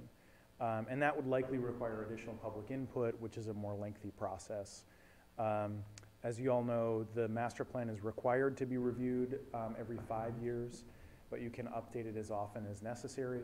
So what I would suggest is maybe based on the language that's there, zoning updates could occur where they comport with a master plan, and where we're able to make some updates that currently comport with the goals and intentions of that master plan. But where the work starts to get a little bit deeper and we say, you know what, we've really got to go back to the public and engender some community input before we make character changes to some neighborhoods, then we've got to do that public input process and go through the master planning process and at least update those segments of the master plan in order to do a full-scale rewrite of those zoning districts. So then the one other thing that I would say is there are essentially 2 ways to update a zoning ordinance. You can do a full rewrite that is based on major character decisions and recodify the code in that way. But then you can also update a zoning ordinance to essentially flip from a use-based code to a more character-based code. And so that doesn't necessarily mean that you're straying from the intent of the master plan. What it means is that instead of regulating based primarily on use, which is called a Euclidean zoning ordinance, you can begin to regulate more and more based on character. And so as you see a lot especially in the downtown district, you may have a home that looks or presents as a single family house, but tends to have 2 dwelling units within that home. And that's a way you can regulate for that by regulating based on character and not just use, so that as long as the building looks like a single family house, it may have 1 dwelling unit or 2 dwelling units in it, and it still comports with the character and the underlying intent of the master plan. And so in that way, you could conduct a full-scale rewrite if you're switching from a use-based to a form-based code. But I think that's up to staff and the Planning Commission and you all to decide how you want to go about that. Well, when you switched your language from character-based to form-based, suddenly I understood you. Character-based is something, I don't know what that is. Yeah, same thing. I mean, form-based is... Because largely when we rewrote the current ordinance, we started with a community survey and study that looked at the character of the various neighborhoods, and that informed the rest of our ordinance. Form-based, we kind of used tidbits of it. We used little elements here and there, came up with what we considered a hybrid. Yeah, and I think you've got a really good example of a hybrid code right now. There are just some provisions that I think hinder affordability because of the expense that they add to new construction. Yeah, and I'm not disagreeing with that. I'm just saying that if you start talking about a rewrite or major amendments, we have to make sure that we have stayed within or modified the language of the master plan so it all works together and so that the people believe in it. Yeah, and I think your staff would wholeheartedly agree with that, and any consultant that you hire would also ensure that you're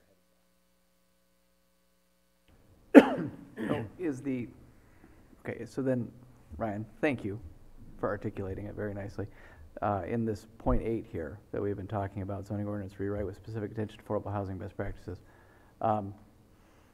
this would seem to suffice based on what you've said so far without adding the language that Pat brought forth as far as the master plan, because you would be looking at, as you proposed, the low-hanging fruit, the things that are not contrary to what the master plan says, because we're not allowed to do that anyway. So this would be the low hanging. And then come, if I did the math right, 2021 would be when our next master plan rewrite would be. That at that point, what would come out of this work that's done by addressing housing affordability would be perhaps some more recommendations to say, hey, during the master plan rewrite, you looked at sustainability last time. We've run into these, bottlenecks, these challenges with the master plan.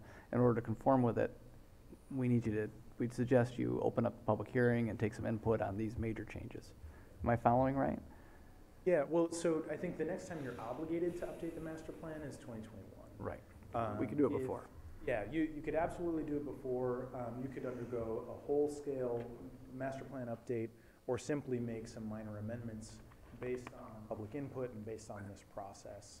Which is very quick. And I expect that all of that would be done in accordance with the Planning and Zoning Enabling Act. Okay. I wouldn't have any concerns about the language that you have today in the resolution. Plenty flexible to be able to do the things we need and still comply with state law. Okay. All right. So we're back to leaving it as it's written. So, When just as another comment, is that I think this was always the intent of the committee, was to come up with some broad-based ideas. The hard work was going to be by the Planning Commission and the Zoning Board as to what those regulations are, and that includes public hearings and getting input from the community. So I think that was our intent. I think that's what we accomplished. It wasn't our, it's as far as rewriting, the master plan or the zoning. Well, I don't think that was ever our intent. It was just how can we look at this and see what changes are possible, but it's within the process of staff and what those written documents already say and how you go about amending those. And like I say, and a lot of that includes hearing from the public, because it's their community too, and what do they think is a good idea? So it's, can we make changes? Absolutely. But there's a process to go about doing that. So I appreciate you articulating that in planner language, which I am not good at. Euclidean. Euclidean. Yes. From the town of Euclid, Ohio. I'm just gonna add a little. Yeah, it's, All right. it's nothing to do with Euclid, the geometry guy. Mike's going to. I just want to say thank you to everybody that was on this committee that worked hard on it and came up with at least something to start with there.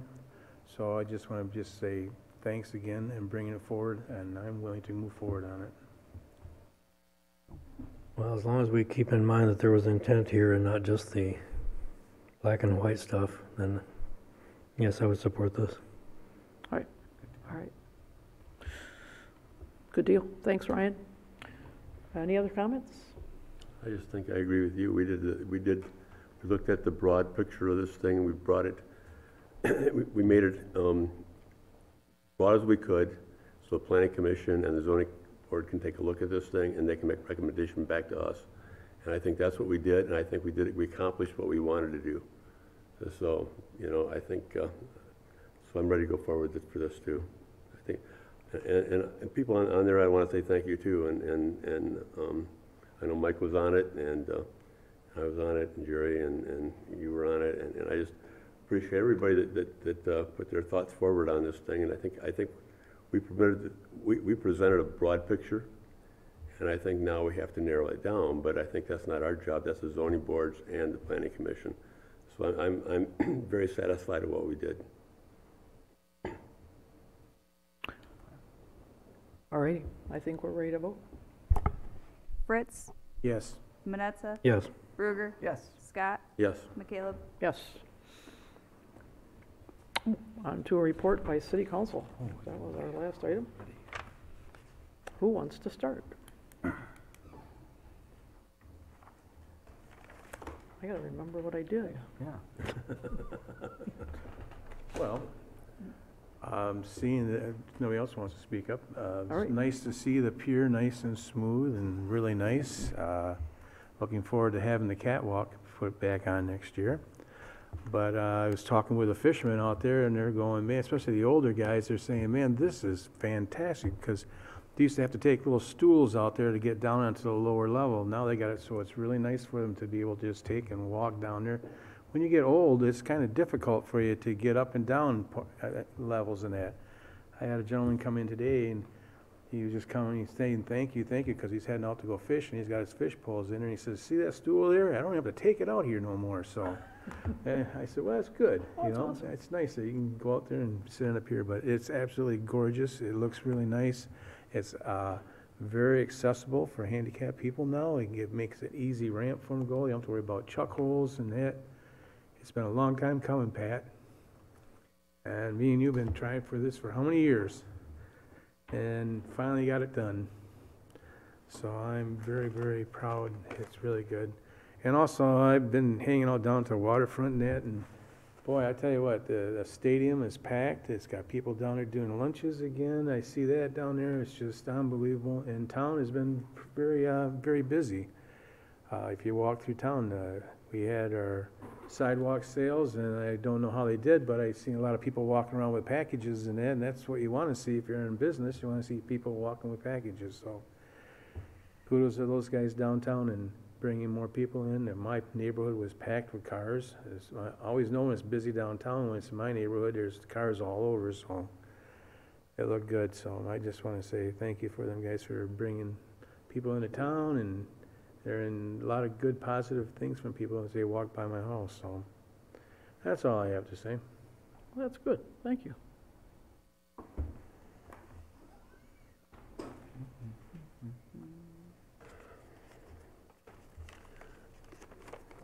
He's I guess I'll he's go. unfolding his paper. I agree with, with Mike. I think our waterfront's a beautiful facility down there now with the waterfront stadium as it is, and the people that had some negative things to say about it first before it was built and before it was functional, have come back, and I've heard a lot of positive about it. So I think a lot of people that were negative about it at first, I think turned around, and I think it's a beautiful facility down there, and I think most of the town by far is supportive of what we did.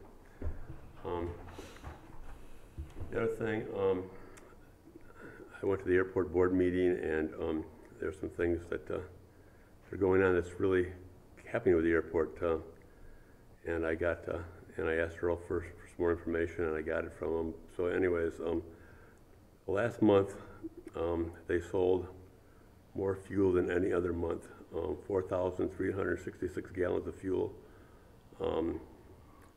which amounts to $20,000 in sales.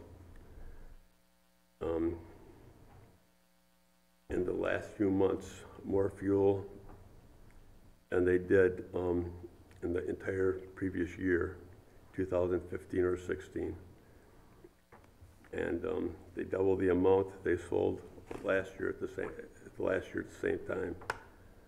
So we are seeing a lot more activity going on at the airport. Things are happening over there, and I'm just, Earl's really turned that place around. He's done a great job down there.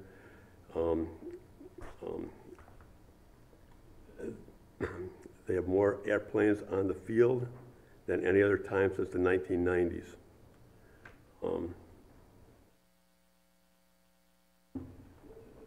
The month of July, they more than doubled their normal operations in any month.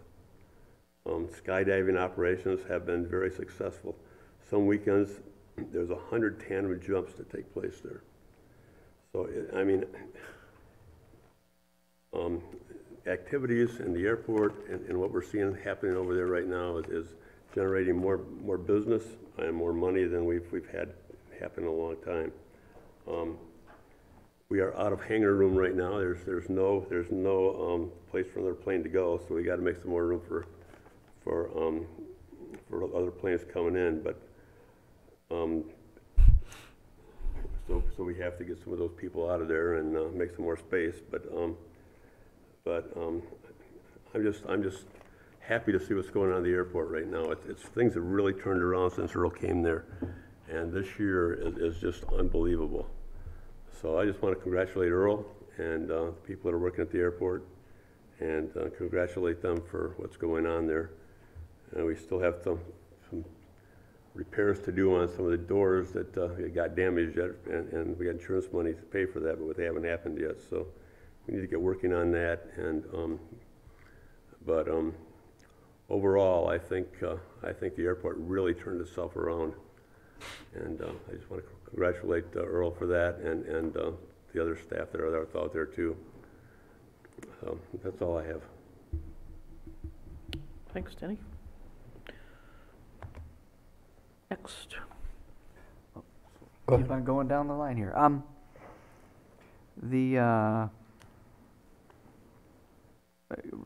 At the last council meeting, we spoke about burying the power lines on Harbor Drive, and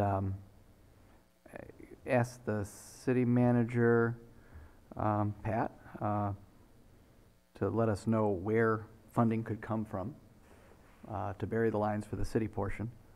Forgot the guy who had these in bullet points. And then the second part, we asked for more input from those who are going to be assessed. And I don't believe we directed Pat to get that input. I think we left it a little more open-ended for the individuals, the businesses, the property owners who are going to be assessed to communicate their interest in burying the power lines and paying an additional assessment. I think that's incumbent upon them and those who want to, based on our not giving the city manager direction to take a poll, for them to come forward and let us know that they are in favor of it or not in favor of it. And maybe that's a petition, maybe that's something signed by them, I don't know, but as far as I know, we haven't received anything. Except, my third point, let me get one more out here. We did receive an email from the owners, from the, what is it called, the Zephyr Building Association, saying that not only were they willing to pay their assessment, combined of $31,000, they would double their contribution to $62,000. Which is huge, and I think I applaud them, and bodes well toward the project. But again, that's just one of the group members, and we need to hear from the rest. I think that's definitely newsworthy, that they did agree to double their contribution. But I think we need some more input from the remaining business owners and private property owners as far as that goes. So Pat, I wondered, and I've got more to comment on, and I don't want to put you on the spot right now, but maybe at the next meeting we've got the input from, and I guess I'll put this out there to the property owners. Clock's ticking.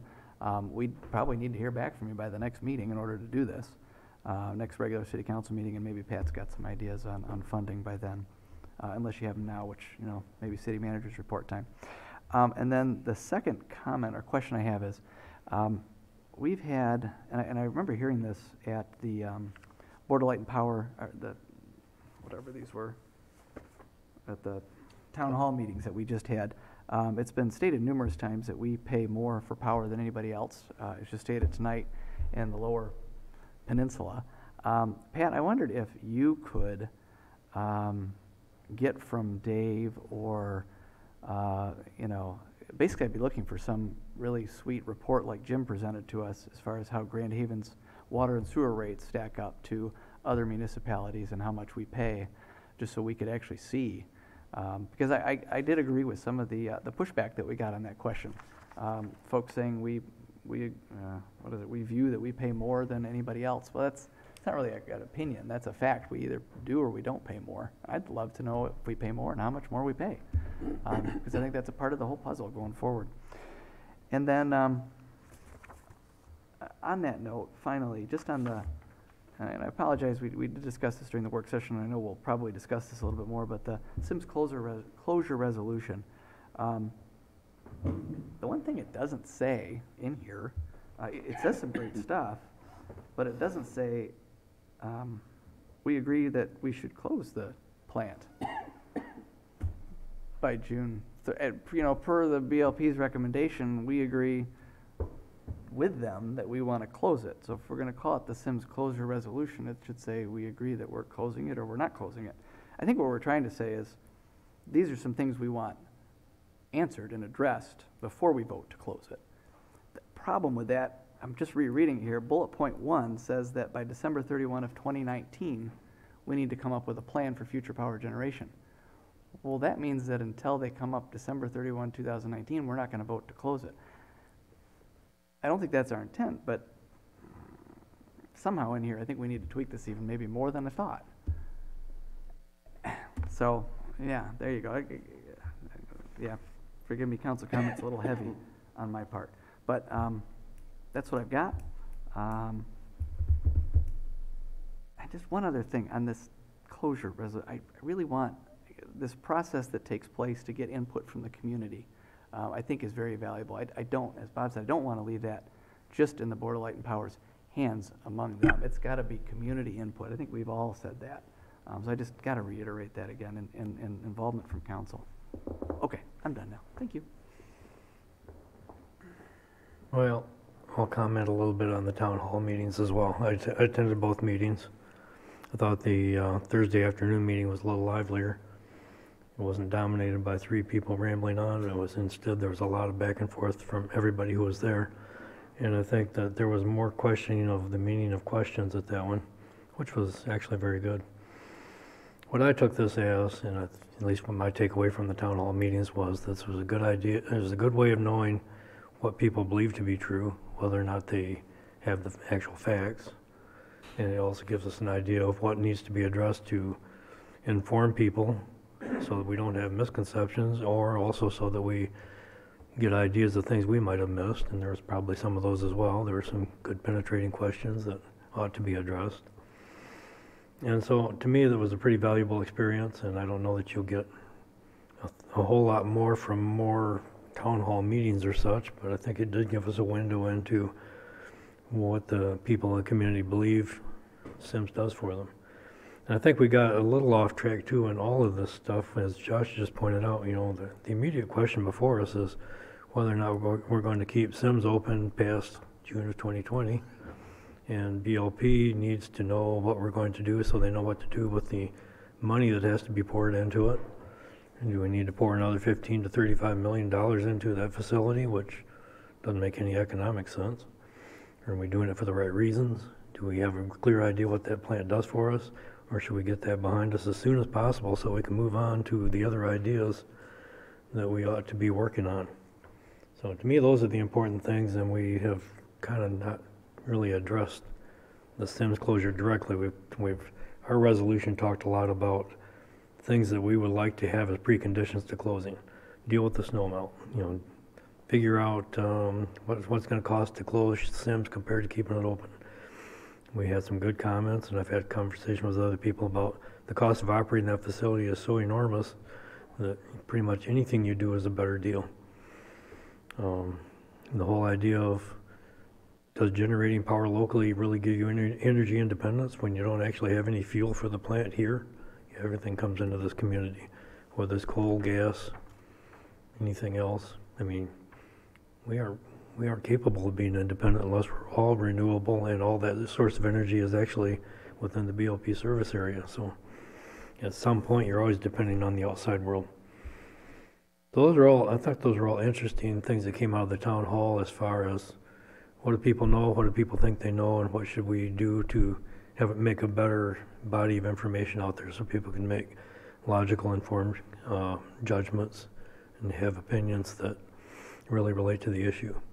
I think that we need to, and whether it's this resolution or some other resolution, we need to really focus on what needs to be in place in order for us to be comfortable to close Sims, and what our expectations are, whether we want to keep a 60% reliable plant going because we're afraid of the 99% reliable grid might be taken down.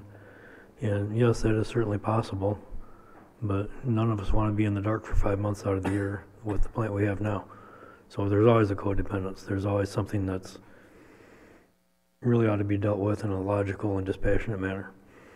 So I think we need to get to the decision on Sims quickly, and we need to get past it quickly so that we can focus on the future. That's really where this public discussion ought to be. You know, what are we going to do a year from now, 2 years from now, 5 years from now? Well, how are we going to get there? And putting to bed the Sims question, I think, is the first step. The resolution we had some specific things in it. Maybe the things that were implied or thought to be required anyway, but by putting hard dates on things or by putting specific requirements on them, that's not a bad way to go, and it makes it clear that we are dealing with the things that stand in the way of Sims closure. So, to me, the town hall meetings were interesting. The conversations I had with folks after the meetings were interesting, and it really revealed a lot about what people need to know, what information we should provide in some way to get it out to people so that they can make logical decisions and choices. So, appreciate the meetings. The format was perhaps not perfect. I don't know what a perfect format would be. Somehow you got to get people to say something. Otherwise, you'll just have those 3 or 4 people that we had on Wednesday night who want to talk about their issues. So they were in general, they were good meetings, I think. Jerry, before you go, I just have one more comment. It had nothing to do with content of any of this, these meetings with the Board of Light and Power, but this is just a frustration that I need to throw out, and I doubt anybody is listening in this demographic or watching on YouTube, although we're trying. But a point was made tonight at the public comment section, and I've remarked on it myself as well, but there were 116 residents and customers in attendance at these 2 meetings. There have been, dozens of people who have come to council meetings on Monday nights and other public meetings that we've had at the community center. The demographic between the age of 18 and 45, of which I fall into, it's pathetic, the turnout. I have no other word for it, and I'm speaking of my own generation. If you want a say in how this works and how your local government works, you need to get to these meetings. You need to come to the open meetings that we have every other Monday night. The city's gone to great lengths to schedule meetings during the day, in the evenings. There have been dozens of them. It's all fine and well to cry and moan and complain on Grand Haven Informed and any other venue that you have, and I'm sure I'll be lit up on that come tomorrow if anybody's listening and criticized for saying this. But get out from behind your computer and come to a meeting. Voice your opinion. This is your future. Everybody else between the age of 45 and 100 who have showed up for these meetings, bravo. Okay, there you go. All right, well, I want to reiterate a few things here since much has been talked about. Last fall, in a meeting with me and Jack Smant, the head of the BLP board, and our city attorney at that time, I said, what we need to do is have meetings between the city council and the BLP board together so that we can move forward together. All that was all that winter. Oh, we can't meet now, we can't meet now, we can't meet now. And then February came because their whole board wasn't there. And February came and we got the ultimatum of this is what our plan is. This is our date, June of 2020, to close the plant. So it's not for lack of the conversation of let's get together and talk about this stuff. It's that it didn't happen. So then we come to this 2020 close date, and my position, and I think, I don't want to speak for others, but is that I don't want to say yes to closing of the plant if we don't have a plan for an alternative or a series of alternatives that the people can look at and say, okay, I feel comfortable with that. At least we have a plan going forward.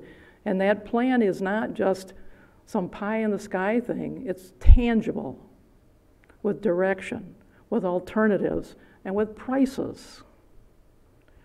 And what are you going to do in 10 years or 20 years, or what are we looking at? And are we looking at whatever do we want to build something? Do we not want to build something? In these town hall meetings that we had, the consensus from most folks is they like some level of energy independence. It's not total, but they like this, that they've been producing their own power and that there's an alternative is that they can do that. So this is my problem with this whole date, is that, yeah, just go ahead and agree to close the plant and then we'll figure out what we're going to do later. To me, that is not the way to do something. You don't make an ultimate decision like that.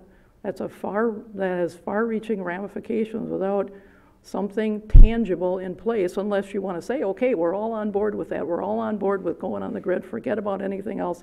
That's what we're all going to do. Well, we're not. That's not been the feeling of this community. This community has questioned this. And that's our job as council and as the ultimate decider to question this, because we're representing everybody. So that's and it's not on our part of lack of let's get together ideas, but it hasn't worked out that way. So I, for one, am very grateful that we had those town hall meetings. I'm grateful for every person that came out and spoke their mind. That was the purpose of it. Whether it was nice around, one was a little bit more harmonious than the other, but hey, we survived it. Sorry about if you didn't like the questions. To me, they were pretty basic, straightforward. If you want to quibble about it, quibble away. If you want to make them more complicated than what they should be, you're more than welcome to do that. For what it mattered, it worked. I think we got some good input, and I'm glad we did it. So we go forward from here. I want to put this resolution forward because in the meeting that we had, the subcommittee meeting that we had, that was the request, is give us some direction. That's the city council's job via the charter, and that's what we want to do. Now, we can wordsmith it, and then we're going to, next meeting, we're going to hopefully vote on something and move forward and hand that off to BLP and say, this is what you asked for, direction. This is what we'd like to have. So that's what we're going to work on next time around. Other than that, also very excited about seeing the pier done. And from one end to the other, they did an amazing job. So King is to be commended for the work that they did out there. It was not an easy task. When we polished off the opening day with a picnic. It was the best picnic ever. We got the tables and chairs out there. Everybody brought their own food. That was a low maintenance picnic. And everybody had a great time. Everybody that I talked to they love the pier. They like the stadium a lot. They like the look of their community, and it's very gratifying to see people on a beautiful summer evening having a good time. There was at least 2 birthdays being celebrated out there, along with cake and other goodies. I don't know who was the ultimate thinker up of that idea, but I think it was a big success with the community. So thanks, Pat, or whoever that said, hey, Ashley, way to go. Good work. What else? Skydivers. It's fun, especially on a Sunday afternoon, to watch people floating out of the sky, hanging underneath a parachute. Oh my gosh. And I cannot believe how many people I know that have done this. A lot of birthday presents are going out there to the airport, getting pushed out of an airplane. You're going to do it, yeah? Okay. Danny's All right. going to do it. Probably not. Actually, a comment from what's his name, Tony? Tony. He's saying, he really likes being in Grand Haven as opposed to some of the other communities that he's been in, because people in Grand Haven are adventurous and they will take the challenge, or make somebody else take the challenge by giving them a birthday present. Danny, okay. I'll be right after you, Mike. I'll pitch in and send you up there. I'll follow you. So, I'll follow you, yeah. You go first. also did the ice cream social, always fun. And that train horn is really loud. I saw more little kids crying at the train horn than I ever see cry from our fire truck when it goes down because there's no warning. At least for the fire trucks, you get an idea. There was doot doot and blast. I think that's it. Catwalk. We're gonna, they're working on that. Holding them to that in the springtime, we're going to be seeing that puppy going back up. So very excited about that. City manager's report. Thank you, Your Honor. First thing on the rate comparison, that's, I think, something we don't have to overcomplicate. I'm going to check with colleagues. I've already got some in from our immediate area. Just send me a copy of your city hall's electric bill. And then I can take the number of kilowatt hours divided by how much the rate is and come up with an approximate cost. So far, I've only got 4 or 5 of them, and they're very different. There's different types of charges on different bills, but I think we can get a pretty decent feel for where we're at without spending too much time or money. So I'll be reporting on that just so you have a point of reference to measure that by.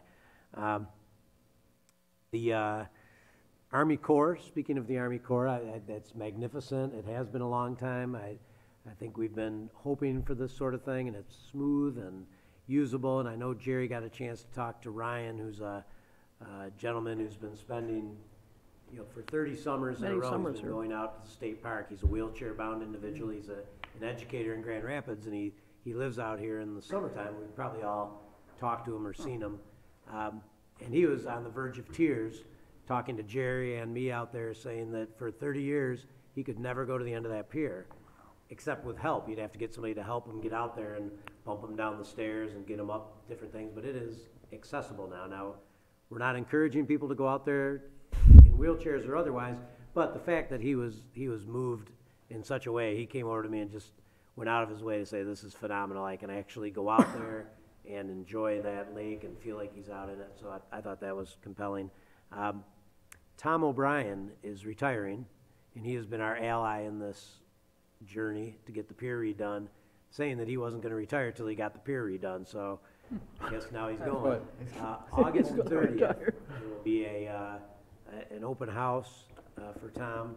I believe it's at the headquarters. I didn't think to double check the location, but I think it's at the Army Corps office from 11 till 2 on the 30th of this month. And with your permission, I'll prepare a fitting tribute from the city, recognizing his contribution to the Detroit district. He's been a stalwart for a long time. And finally, today is a special day in America. It is National Radio Day.